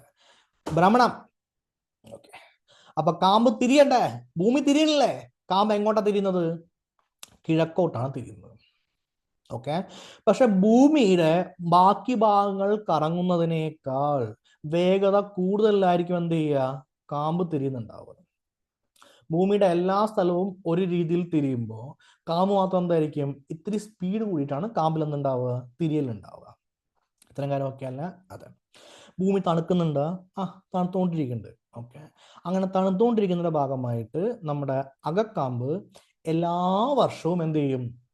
1 മില്ലിമീറ്റർ വീതം വളർന്നുകൊണ്ടേയിരിക്കും. ഓക്കെ, അപ്പൊ ഇവിടെ ഈ കാണുന്ന ഈ കാമ്പില്ലേ? ഓക്കെ, ഏത് കാമ്പ്? ഇവിടെ ഈ കാണുന്ന അകക്കാമ്പില്ലേ? ഈ അകക്കാമ്പ് ഓരോ വർഷം കഴിയും തോറും എന്ത് ചെയ്യുന്നുണ്ട്? ചെറുതായിട്ട് വളർന്നു വന്നുകൊണ്ടേയിരിക്കുന്നുണ്ട്. എന്തുകൊണ്ടാണ്? ഭൂമി തണുക്കുന്നത് കൊണ്ടാണ് ഇങ്ങനെ നടന്നുകൊണ്ടിരിക്കുന്നത്. ഓക്കെ അല്ലേ? സാറേ, ഇപ്പൊ ഈ കാമ്പ് വളർന്നിട്ട് ഇവിടെ എത്തുമോ? അത് എത്തുമായിരിക്കും. ഓക്കെ, ഞാൻ പറഞ്ഞ് നമ്മുടെ ജോഗ്രഫിയിൽ എന്താണ് 50,000 വർഷം, 1,00,000 വർഷം, 10,00,000 വർഷം, 10 കോടി വർഷം എന്നൊക്കെയാണ് ഉള്ളത്. ഓക്കെ അല്ലേ? അങ്ങനെയൊക്കെ ആണെങ്കിൽ ഇതൊക്കെ ഇവിടെ വരാൻ എന്ത് ചെയ്യും? ഒരുപാട് ടൈം എടുക്കും. 1 മില്ലിമീറ്ററേ വളരുന്നുള്ളൂ ഒരു വർഷം. ഓക്കെ അല്ലേ? ഇത്രയും കാര്യം എന്ത് ചെയ്യുക? ഒന്ന് മനസ്സിലാക്കി വെക്കുക. അത്രേ ഉള്ളൂ. അത് ആർത്ത് ടെൻഷൻ അടിക്കണ്ട. ഇപ്പൊ എന്ത് മനസ്സിലാക്കി വെച്ചാൽ മതി? 1 മില്ലിമീറ്റർ വീതം വളരുന്നുണ്ട്. എങ്ങനെയാണ്? ഭൂമി തണുക്കുന്നതിന്റെ ഫലമായിട്ട്. ഓക്കെ അല്ലേ? ഈ അകക്കാമ്പ് വളരുമ്പോൾ പുറക്കാമ്പ് എന്ത് ചെയ്യും? കൂടുതൽ ദൃഢീകരിക്കില്ലേ? ഓക്കെ അല്ല? കാരണം എന്താ? താഴെന്ന് ഒരാൾ വളർന്ന് വന്നുകൊണ്ടിരിക്കുന്നുണ്ട്. ഓക്കെ, താഴെയുള്ള പുറക്കാമ്പ് ഏത് രീതിയിലാ? ഖരമാണോ ദ്രാവകമാണോ? ഖരമാണ്. കറക്റ്റ് അല്ലേ? മുകളിലുള്ള താഴെയുള്ള അകക്കാമ്പ് ഏത് രീതിയിലാ? ഖരമാണ്. മുകളിലെ പുറക്കാമ്പ് ഏതാ? ദ്രാവകമാണ്. ഇയാൾ ഇങ്ങനെ കഷ്ടപ്പെട്ട് വളർന്നുകൊണ്ടിരിക്കുന്നില്ല ഓരോ മീറ്റർ. അപ്പൊ പുറക്കാമ്പിന്റെ സ്ഥലമല്ലേ പോയത്? അപ്പൊ പതുക്കെ പുറക്കാമ്പ് എന്തായിട്ട് മാറും? ഖരമായിട്ട് മാറും. എങ്ങനെയാ ഖരമായിട്ട് മാറുക? ഓരോ വർഷവും ഓരോ മില്ലിമീറ്റർ എന്തായിട്ട് മാറും? ഖരമായിട്ട് മാറും. ഇത്രയും കാര്യമൊക്കെ അല്ലേ? ആണ്. സാർ മനസ്സിലായില്ല? ഇന്ത്യയും പാകിസ്ഥാനും ഉണ്ടെന്ന് വിചാരിക്കും. ഓക്കെ അല്ലേ? അപ്പൊ ഇന്ത്യ ഓരോ വർഷവും എന്ത് ചെയ്തു? പാകിസ്ഥാന്റെ 1 കിലോമീറ്റർ ആയിട്ട് പിടിച്ചുകൊണ്ടിരിക്കുകയാണെങ്കിൽ ഒരു 10 വർഷം കഴിഞ്ഞു കഴിഞ്ഞാൽ പാകിസ്ഥാന്റെ കുറെ സ്ഥലം പോയില്ലേ? ഓക്കെ, 10 കിലോമീറ്റർ ഇവിടെ കിട്ടിയില്ലേ? അതേപോലെ അകക്കാമ്പ് എന്ത് ചെയ്യും? ഓരോ വർഷവും 1 മില്ലിമീറ്റർ വെച്ചിട്ട് പിടിച്ചെടുക്കും. സ്ഥലം എവിടെ ബാക്കിയുള്ളത്? പുറക്കാമ്പിന്റെ അല്ലേ? പുറക്കാമ്പ് എന്തായിട്ട് മാറും? പതുക്കെ ഒരു ഖരാവസ്ഥയിലേക്ക് മാറും. ഇത്രയും കാര്യമൊക്കെ ആയി. ഓക്കെ, അങ്ങനെ നമ്മൾ ക്വസ്റ്റ്യൻ നമ്പർ 3 കയറാൻ പോവാണ്. അതിന്റെ പേരാണ് താഴെ കൊടുത്തിരിക്കുന്നവയിൽ ശരിയല്ലാത്ത പ്രസ്താവന ഏതാണ്? ചോദിച്ചിരിക്കുന്നത് ഓഷ്യൻ കറണ്ടിനെ കുറിച്ചാണ്. ഓക്കെ അല്ലേ? അതായത് സമുദ്രജല പ്രവാഹത്തെ കുറിച്ചാണ് ചോദിച്ചിരിക്കുന്നത്. അപ്പൊ നമ്മൾ സമുദ്ര പ്രവാഹങ്ങൾ എന്ന് പറയുന്ന ഒരു ഭാഗമാണ് ഇനി ഡിസ്കസ് ചെയ്യാൻ വേണ്ടി പോകുന്നത്. ഇനി നമുക്ക് സ്റ്റേറ്റ്മെന്റ് വായിക്കാം. സ്റ്റേറ്റ്മെന്റ് നമ്പർ 1, ലാബ്രഡോർ അറ്റ്ലാന്റിക് സമുദ്രത്തിലെ ഒരു ശീതജല പ്രവാഹമാണ്. ഓക്കെ. 2, അൽഗുൽഹാസ് ഇന്ത്യൻ മഹാസമുദ്രത്തിലെ ഒരു ശീതജല പ്രവാഹമാണ്. ഓക്കെ. 3. ഗൾഫ് സ്ട്രീം പസഫിക് സമുദ്രത്തിലെ ഒരു ഉഷ്ണജല പ്രവാഹമാണ്. 4. ഒയാഷിയോ പസഫിക് സമുദ്രത്തിലെ ഒരു ശീതജല പ്രവാഹമാണ്. ഓക്കെ അല്ലേ? ഇത്രയും കാര്യം ഓക്കെ ആണല്ലോ? അതെ. ഇതിൽ ഏതാണ് ശരിയല്ലാത്ത പ്രസ്താവന എന്നാണ് നമുക്ക് എന്ത് ചെയ്യേണ്ടത്? നോക്കേണ്ട കാര്യമുള്ളത്. ഓക്കെ അല്ലേ? ശരിയല്ലാത്ത പ്രസ്താവന ഏതൊക്കെയാണ് എന്നാണ് നമുക്ക് നോക്കേണ്ട കാര്യമുള്ളത്. Okay, fine. അപ്പൊ നമുക്ക് എന്ത് ചെയ്യാം? നോക്കാം. അതിനുവേണ്ടി നമ്മൾ എന്താ ചെയ്യാൻ പോകുന്നത്? മാപ്പാണ് എടുക്കാൻ വേണ്ടി പോകുന്നത്. ഓക്കെ, നമ്മുടെ SCERT-ലും ഇതേ മാപ്പ് കൊടുത്തിട്ടുണ്ട്. ഈ സമുദ്ര ജലപ്രവാഹം പഠിക്കുമ്പോൾ എപ്പോഴും ആലോചിച്ച് വയ്ക്കുക, നമുക്ക് ഒരുപാട് പ്രവാഹങ്ങൾ പഠിക്കാനുണ്ട്. അതുകൊണ്ട് എപ്പോഴും എന്ത് ചെയ്യണം? മാപ്പാണ് യൂസ് ചെയ്യേണ്ട കാര്യമുള്ളൂ. ഓക്കെ അല്ലേ? എന്നാലും നമുക്ക് എന്തേ ഉള്ളൂ? ഓർമ്മ നിൽക്കുള്ളൂ. ഇല്ലെങ്കിൽ ഓർമ്മ നിൽക്കാൻ എന്തായിരിക്കും? വളരെ ബുദ്ധിമുട്ടായിരിക്കും. ഓക്കെ അല്ലേ? ഇനി ഓരോ പ്രവാഹങ്ങളായിട്ട് നമുക്ക് നോക്കാം. ആദ്യം നമ്മൾ നോക്കേണ്ട പ്രവാഹമാണ് ലാബ്രഡോർ പ്രവാഹം. ഓക്കെ, അതൊരു ശീതജല പ്രവാഹമാണെന്ന് എഴുതിയിട്ടുണ്ട്. അതേപോലെ അറ്റ്ലാന്റിക് സമുദ്രത്തിലാണ് ഉള്ളതെന്ന് എഴുതിയിട്ടുണ്ട്. ഓക്കെ, ശീതജല പ്രവാഹമാണെന്ന് എങ്ങനെയാ മനസ്സിലാക്കുക? ഓക്കെ, ഇവിടെ റെഡ് ലൈൻ ആണെങ്കിൽ അതെന്താണ്? ഉഷ്ണജല പ്രവാഹമാണ്. നീല ലൈൻ ആണെങ്കിൽ എന്താണ്? അത് ശീതജല പ്രവാഹമാണ്. ഇത്രയും മനസ്സിലായില്ലേ? ഇതാണ് പസഫിക് ഓഷ്യൻ, ഇതാണ് അറ്റ്ലാന്റിക് ഓഷ്യൻ, ഇവിടെയാണ് ഇന്ത്യൻ ഓഷ്യൻ. ഓക്കെ അല്ലേ? ഇത്രയും കാര്യങ്ങൾ മനസ്സിലായല്ലോ? Pacific ocean, Atlantic ocean, Indian ocean. ഇനി നമുക്ക് ഓരോ പ്രവാഹമായിട്ട് നോക്കാമോ?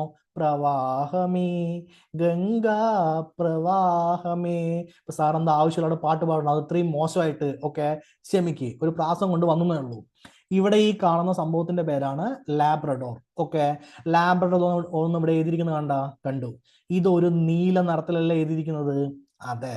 ഓക്കെ, അപ്പൊ നീല നിറത്തിൽ എഴുതിയിരിക്കുന്ന ഈ ലാബ്രഡോർ ഒരു ഉഷ്ണജല പ്രവാഹമാണോ അതോ ശീതജല പ്രവാഹമാണോ? ഉഷ്ണജല പ്രവാഹമല്ല, ശീതജല പ്രവാഹമാണ്. ഓക്കെ അല്ലേ? ഇത് എവിടെയാ ഉള്ളത്? നോർത്ത് അറ്റ്ലാന്റിക്കില് ഗ്രീൻലാൻഡിന്റെ അടുത്തായിട്ടാണ് ഉള്ളത്. ഓക്കെ, അത്രയും കാര്യം മനസ്സിലായ? അത്രയും കാര്യം മനസ്സിലായി. അപ്പൊ ലാബ്രഡോർസ് എന്ന് പറയുന്നത് അറ്റ്ലാന്റിക് സമുദ്രത്തിലെ ഒരു ശീതജല പ്രവാഹമാണ്. അറ്റ്ലാന്റിക് സമുദ്രം, ശീതജല പ്രവാഹം. ശരിയാണോ? അതെ. ശരിയായ പ്രസ്താവനയാണോ വേണ്ടത്? ശരിയല്ലാത്ത പ്രസ്താവനയാണോ വേണ്ടത്? ശരിയല്ലാത്തത്. അപ്പൊ ഒന്ന് നമുക്ക് ആവശ്യമില്ല, ഒന്ന് ശരിയാണ്. 2. അൽഗുൽഹാസ് ഇന്ത്യൻ മഹാസമുദ്രത്തിലെ ഒരു ശീതജല പ്രവാഹമാണ്. അപ്പൊ നമുക്ക് അൽഗുൽഹാസ് എന്ത് ചെയ്യാ? കണ്ടുപിടിക്കാം. ഇതാ അൽഗുൽഹാസ്. ഓക്കെ അല്ലേ? ഇതാണ് എവിടെ? ഇന്ത്യ. ഇതാണ് ഇന്ത്യ. ഇത് ഇന്ത്യ പോലെ തോന്നുന്നുണ്ടോ? ഇത് ആഫ്രിക്ക അല്ലേ? ഇത് ഇവിടെ റെഡ് ലൈൻ ആണോ അതോ ഇവിടെ ബ്ലൂ ലൈൻ ആണോ? റെഡ് ലൈൻ അല്ലേ? അപ്പൊ ഇവിടെ എഴുതിയിരിക്കുന്ന കാര്യം, ഒന്ന് അൽഗുൽഹാസ് ഇന്ത്യൻ മഹാസമുദ്രത്തിലാണോ? അല്ല, ആഫ്രിക്കയുടെ അടുത്തല്ലേ വരുന്നത്. ഓക്കെ, ആഫ്രിക്കയുടെ അടുത്തുള്ള എവിടെ? ആഫ്രിക്ക അതാ ഇവിടെയുള്ള സംഭവം എന്താ? ആഫ്രിക്കയുടെ അടുത്ത് എന്താ? ഇന്ത്യൻ ഓഷൻ തന്നെയാണ്. കറക്റ്റ് അല്ലേ? അതെ. അപ്പൊ ആഫ്രിക്കയുടെ അടുത്ത് നമുക്ക് എന്തുണ്ട്? ഇന്ത്യൻ ഓഷൻ ഉണ്ട്. അതിൽ പ്രത്യേകിച്ച് ബുദ്ധിമുട്ടൊന്നുമില്ല. പക്ഷേ അത് എന്താണ്? ആക്ച്വലി ഒരു ശീതജല പ്രവാഹമാണ്. അത് ശീതജല പ്രവാഹമാണോ മക്കളെ? അല്ല. ഇവിടെ എന്താ ഉള്ളത്? ഇവിടെ ഉള്ള സാധനത്തിന്റെ പേരാണ് എന്ത്? ഇതെന്താണ് ആക്ച്വലി? ഇതൊരു ഉഷ്ണജല പ്രവാഹമാണ്. കറക്റ്റ് അല്ലേ? ഓക്കെ, അപ്പൊ അവിടെ എന്തായി? അത് തെറ്റിപ്പോയി. ഓക്കെ, ഗൾഫ് സ്ട്രീം പസഫിക് സമുദ്രത്തിലെ ഒരു ഉഷ്ണജല പ്രവാഹമാണ്. നമുക്ക് ഗൾഫ് സ്ട്രീം തരാം. ഓക്കെ, ഗൾഫ് സ്ട്രീം തരാം. ഓക്കെ, എവിടെ ഗൾഫ് സ്ട്രീം? ഇതാ Gulf Stream. Okay, Gulf stream ഇവിടെ എഴുതിയിരിക്കുന്ന അറ്റ്ലാന്റിക് ഓഷൻ അല്ലേ? അതെ. അറ്റ്ലാന്റിക് ഓഷനിലെ എന്താണ് അത്? ഉഷ്ണജല പ്രവാഹമാണോ അതോ ശീതജല പ്രവാഹമാണോ? ഉഷ്ണജല പ്രവാഹമാണ്. എന്താ എഴുതിയിരിക്കുന്നത്? ഗൾഫ് സ്ട്രീം പസഫിക് സമുദ്രത്തിലെ ഉഷ്ണജല പ്രവാഹമാണ്. അത് പസഫിക് സമുദ്രത്തിലല്ല, അറ്റ്ലാന്റിക് സമുദ്രത്തിലെ ഒരു ഉഷ്ണജല പ്രവാഹമാണ്. ഒയാഷിയോ പസഫിക് സമുദ്രത്തിലെ ഒരു ശീതജല പ്രവാഹമാണ്. നമുക്ക് ഒയാഷിയോ നോക്കാം. ഇതാ കുറേഷ്യോ. ഓക്കെ അല്ലേ? ഇതാ കിടക്കുന്നു ഒയാഷിയോ. നീലയാണോ ചുവപ്പാണോ? നീലയാണ്. ഓക്കെ, ഇവിടെ പസഫിക് എന്നല്ല എഴുതിയിരിക്കുന്നത്. അതെ. ഓക്കെ അല്ലേ? പസഫിക് എന്നാണല്ലോ എഴുതിയിരിക്കുന്നത്. അതുകൊണ്ട് ഇത് എന്താണ്? ഈ സംഭവമാണ്. ഓക്കെ, ഒയാഷിയോ എന്താണ് മക്കളെ? ഒയാഷിയോ എന്ന് പറയുന്നത് ഒരു ശീതല പ്രവാഹമാണ്. എവിടെയുള്ളതാണ്? പസഫിക് ഉള്ളതാണ്. ഇത്രയും കാര്യം ഓക്കെ അല്ലേ? ഓക്കെ, അപ്പോ 4 ശരിയാണ്, 1 ശരിയാണ്. ഏതൊക്കെയാണ് തെറ്റുള്ളത്? 2ഉം 3ഉം തെറ്റാണ്. 2ഉം 3ഉം തെറ്റുന്ന ഓപ്ഷൻ എവിടെയുള്ളത്? ഓപ്ഷൻ ബി ആണ് ഉള്ളത്. ഓക്കെ, ഇനി ജസ്റ്റ് ഓക്കെ എൻ്റെ കൂടെ പ്രധാനപ്പെട്ട ഓഷ്യൻ കറൻറ്റ്സ് പ്രവാഹങ്ങൾ ഒന്ന് നോക്കിയാലോ? ഓക്കെ, ഇവിടെ അമേരിക്ക ഉണ്ട്. അമേരിക്കയുടെ അടുത്തുള്ള നോർത്ത് പസഫിക് ഉണ്ട്. ഓക്കെ, ഈ നോർത്ത് പസഫിക് സമുദ്രമുണ്ട്. അവിടെ നമുക്ക് 2 പ്രധാനപ്പെട്ട പ്രവാഹങ്ങളുണ്ട്. ഒന്ന് അതായത് ചൂടാണ്. ഓക്കെ, ചൂടുള്ള അലാസ്ക പ്രവാഹം. ഓക്കെ, തണുപ്പുള്ള കാലിഫോർണിയ പ്രവാഹം. ഇത്രയും കാര്യം ഓക്കെ ആണല്ലോ. അമേരിക്കയുടെ നോർത്ത് പസഫിക് ആണ്. ഇനി ഇവിടെ നമുക്ക് എന്ത് ചെയ്തു? താഴേക്ക് വന്നു കഴിഞ്ഞാൽ സൗത്ത് പസഫിക് ഉണ്ട്. ഈ സൗത്ത് പസഫിക്കിൽ നമുക്ക് പ്രധാനമായിട്ടൊരു പ്രവാഹത്തെ പഠിക്കാനുണ്ട്. ആ പ്രവാഹത്തിന്റെ പേരാണ് പെറു പ്രവാഹം. ഉഷ്ണമാണോ ശീതമാണോ? ശീതമാണ്. ഓക്കെ, അപ്പൊ ഈ സൈഡിലുള്ള എല്ലാം കഴിഞ്ഞു. നമുക്ക് മുകളിൽ നിന്ന് വരാം. ഓക്കെ, ഇവിടെ ഗ്രീൻലാൻഡ് ഉണ്ട്, അവിടെ അറ്റ്ലാന്റിക് ഓഷൻ ഉണ്ട്. അറ്റ്ലാന്റിക് ഓഷനിൽ നമുക്ക് പ്രധാനമായിട്ടുള്ള ഒരു ശീതല പ്രവാഹത്തിന്റെ പേരാണ് ലാബ്രഡോർ എന്ന് പറയുന്നത്. ഓക്കെ, അതേപോലെ ഈ അറ്റ്ലാന്റിക് ഓഷനിൽ നമുക്ക് 2 പ്രവാഹങ്ങൾ പ്രധാനമായിട്ടുണ്ട്. ഒന്നിന്റെ പേര് Gulf Stream. Okay, North Atlantic ഓഷനുള്ള ഗൾഫ് സ്ട്രീം ആണ് ഇവിടെ ഉള്ളത്. ഈ ഗൾഫ് സ്ട്രീം എന്ത് പ്രവാഹമാണ്? ഉഷ്ണമാണോ അതോ ശീതമാണോ? ഉഷ്ണമാണ്. ഇവിടെ ശീതജല പ്രവാഹമുണ്ട്, അതിന്റെ പേരാണ് എന്ത്?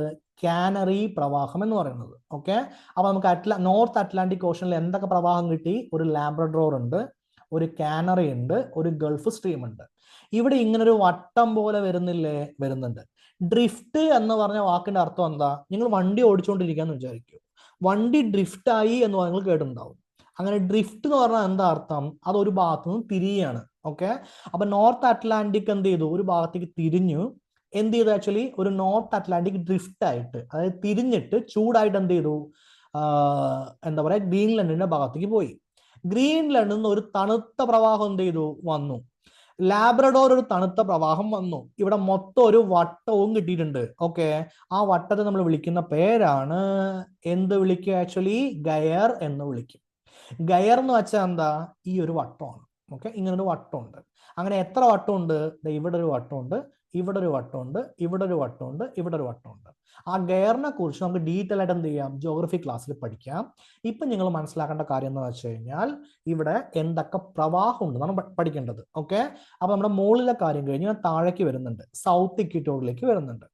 അവിടെ നമുക്ക് ബ്രസീലിൽ ഒരു പ്രവാഹമുണ്ട്, അതിന്റെ പേരാണ് ഉഷ്ണജല പ്രവാഹം. ബെൻഗുല എന്ന് പറഞ്ഞിട്ടൊരു പ്രവാഹമുണ്ട്, അതാണ് ശീതല പ്രവാഹം. ഒന്ന് താഴോട്ട് വരുമ്പോൾ ഒന്ന് എന്ത് ചെയ്യുന്നു? മുകളിലോട്ട് വരുന്നു. ഏതാണ് sir? Ocean, south Atlantic Ocean ആണ്. ഓക്കെ, ഇനി നമ്മൾ ഇന്ത്യൻ ഓഷനിലേക്ക് എത്തിയിട്ടുണ്ട്. അവിടെ അഗുല്ലാസ് എന്ന് പറഞ്ഞിട്ടുണ്ട് ഒരു പ്രവാഹമുണ്ട്. ഓക്കെ, പ്രധാനമായിട്ട് വെസ്റ്റ് ഓസ്ട്രേലിയ എന്ന് പറയുന്ന ഒരു പ്രവാഹം ശീതല പ്രവാഹമാണ്. അത് എങ്ങോട്ട് പോകുന്നുണ്ട്? നമ്മുടെ എന്താണ് ആക്ച്വലി ഇന്ത്യയുടെ ഭാഗത്തേക്ക് വരുന്നുണ്ട്. അത് എവിടെയുള്ളതാണ്? ഇന്ത്യൻ ഓഷനുള്ളതാണ്. ഓക്കെ, ഇനി സൗത്ത് പസഫിക്കിലേക്ക് പോയി. അവിടെ ഈസ്റ്റ് ഓസ്ട്രേലിയ എന്ന് പറഞ്ഞിട്ടുണ്ട് ഒരു പ്രവാഹമുണ്ട്. ഉഷ്ണമാണോ ശീതമാണോ? ഉഷ്ണമാണ്. അതിനുശേഷം ഞാൻ നോർത്ത് ഇക്വറ്റോറിയലിലേക്ക് പോയി. ഓക്കെ, അതെവിടെയുള്ളത്? ആക്ച്വലി ജപ്പാന്റെ ഒക്കെ ഭാഗത്തായിട്ട് ഞാൻ അങ്ങോട്ട് പോയി. അവിടെ പോയപ്പോൾ എനിക്ക് കുറോഷിയോ എന്ന് പറഞ്ഞിട്ടും ഒയാഷിയ എന്ന് പറഞ്ഞിട്ടും 2 പ്രവാഹമുണ്ട്. കുറേഷ്യോ എന്താണ്? ആക്ച്വലി ഒരു ചൂടുള്ള, അതായത് ഉഷ്ണമായിട്ടുള്ള പ്രവാഹമാണ്. ഒയാഷിയോ എന്ന് വെച്ചാൽ എന്താ? ഒരു ശീതമായിട്ടുള്ള പ്രവാഹമാണ്. ഓക്കെ, ഞാൻ വീണ്ടും പറയുന്നു, ഈ മാപ്പിലൂടെ മാത്രമേ ഇത് പഠിക്കാവൂ. അല്ലാതെ ഇത് പഠിച്ചു കഴിഞ്ഞാൽ എന്ത് കിട്ടും? എന്താ പറയാ, പണി കിട്ടും. ഏതാണ് എന്താന്ന് ഓർമ്മയുണ്ടാവില്ല. കാരണം ഇവിടുത്തെ സ്റ്റേറ്റ്മെന്റ് നോക്കിയില്ല നിങ്ങൾ. ഓക്കെ, നിങ്ങൾക്ക് എന്തൊക്കെ ഓർമ്മ വരണം? ലാബ്രഡോർ ഏത് സമുദ്രത്തിലാണെന്ന് ഓർമ്മ വരണം, അതൊരു ശീതജലമാണോ ഉഷ്ണജലമാണോ ഓർമ്മ വരണം. ഇത് കാണാപ്പാടം പഠിച്ചുകൊണ്ട് ഒരിക്കലും എന്ത് ചെയ്യില്ല? കിട്ടില്ല, അത് ബുദ്ധിമുട്ടാണ്. അതുകൊണ്ടാണ് മാപ്പ് നോക്കി പഠിക്കാൻ വേണ്ടി പറയുന്നത്. ഓക്കെ അല്ലേ? ഇവിടെ പ്രധാനപ്പെട്ട കോൾഡും വാമും ഓഷ്യൻ കറൻസിന്റെ പേരെല്ലാം എഴുതി വെച്ചിട്ടുണ്ട്. ഓക്കെ അല്ലേ?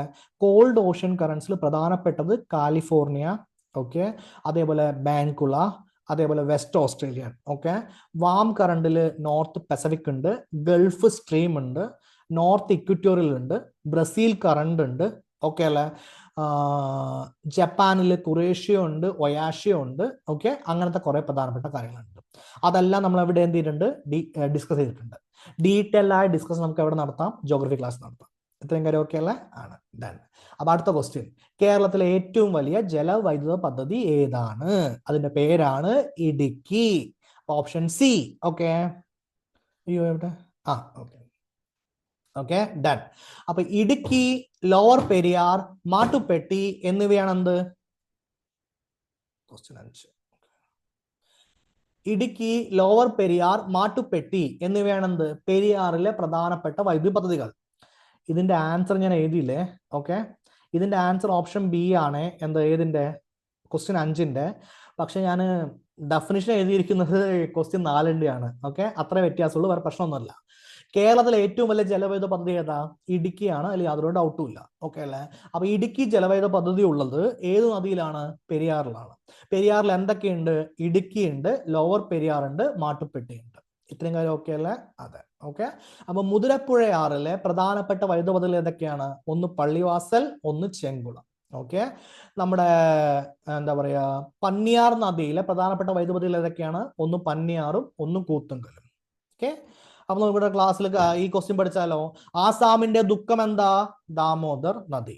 ദക്ഷിണ ഗംഗ ഏതാ? ഗോദാവരി. ഓക്കെ, മഹാരാഷ്ട്രയുടെ ജീവനാഡി ഏതാ? കൊയ്ന നദി. ഇന്ത്യയുടെ ചുവന്ന നദി ഏതാ? ബ്രഹ്മപുത്ര നദി. ഓക്കെ, അപ്പൊ ദാമോദർ എന്താ? അസാമിന്റെ ദുഃഖം. ഓക്കെ, ഗോദാവരി എന്താ? ദക്ഷിണ ഗംഗ. ഓക്കെ, കൊയ്ന എന്താ? മഹാരാഷ്ട്രയുടെ ജീവനാഡി. ബ്രഹ്മപുത്ര എന്താ? ഇന്ത്യയുടെ ചുവന്ന നദി. ഇത്രയും കാര്യം ഓക്കെ അല്ലേ? അങ്ങനെയാണെങ്കിൽ എഴുതിയിരിക്കുന്നത് ലിസ്റ്റ് 1 ലിസ്റ്റും ഒരേപോലെയാണ്. അങ്ങനെ നമ്മൾ ഏത് ടിക്ക് ചെയ്യാൻ പോകുന്നു? ഓപ്ഷൻ ബി ടിക്ക് ചെയ്യാൻ പോകുന്നു. ആ ഓപ്ഷൻ ബി ആണ് ഇവിടെ എഴുതിയിരിക്കുന്നത്. ഇത്രയും കാര്യം ഓക്കെ ആണല്ലോ? അതെ. അപ്പൊ താഴെ പറയുന്നവയിൽ ഏത് ധാതുവാണ് ബ്രൗൺ ഡയമണ്ട് എന്ന് അറിയപ്പെടുന്നത്? ബ്രൗൺ ഡയമണ്ട് എന്ന് അറിയപ്പെടുന്ന ധാതു ഏതാണ്? ബ്രൗൺ ഡയമണ്ട് ഏതാന്ന് ചോദിച്ചു കഴിഞ്ഞാൽ കണ്ണുമടച്ച് പറയണം, ഏതാണ്? ലിഗ്നൈറ്റ് ആണ് എന്ന് പറയണം.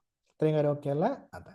അപ്പൊ ഈ 6 ക്വസ്റ്റ്യൻസ് ആണ് ഇന്നത്തെ നമ്മുടെ PYQ സെക്ഷനിൽ ജോഗ്രഫിയിൽ നിന്ന് നമ്മൾ ഡിസ്കസ് ചെയ്യാൻ വേണ്ടി പോകുന്നത്. ഓക്കെ, നന്നായിട്ട് പഠിക്കുക, നന്നായിട്ട് മനസ്സിലാക്കുക. ഓക്കെ, അപ്പൊ ഇതേപോലൊരു ക്ലാസ്സിൽ വീണ്ടും കാണുന്നവരെ Tata, bye bye, take care. Okay, classes നിങ്ങൾക്ക് ഹെൽപ്ഫുൾ ആവുമെന്ന് ഞാൻ വിശ്വസിക്കുന്നു. അപ്പൊ നിങ്ങൾക്ക് ഹെൽപ്ഫുൾ ആവുന്നുണ്ടെങ്കിൽ ബാക്കിയുള്ളവർക്ക് എന്ത് ചെയ്യുക? ഒന്ന് ഷെയർ ചെയ്ത് കൊടുക്കുക. അതേപോലെ ചാനൽ ഒന്ന് സബ്സ്ക്രൈബ് ചെയ്യുക.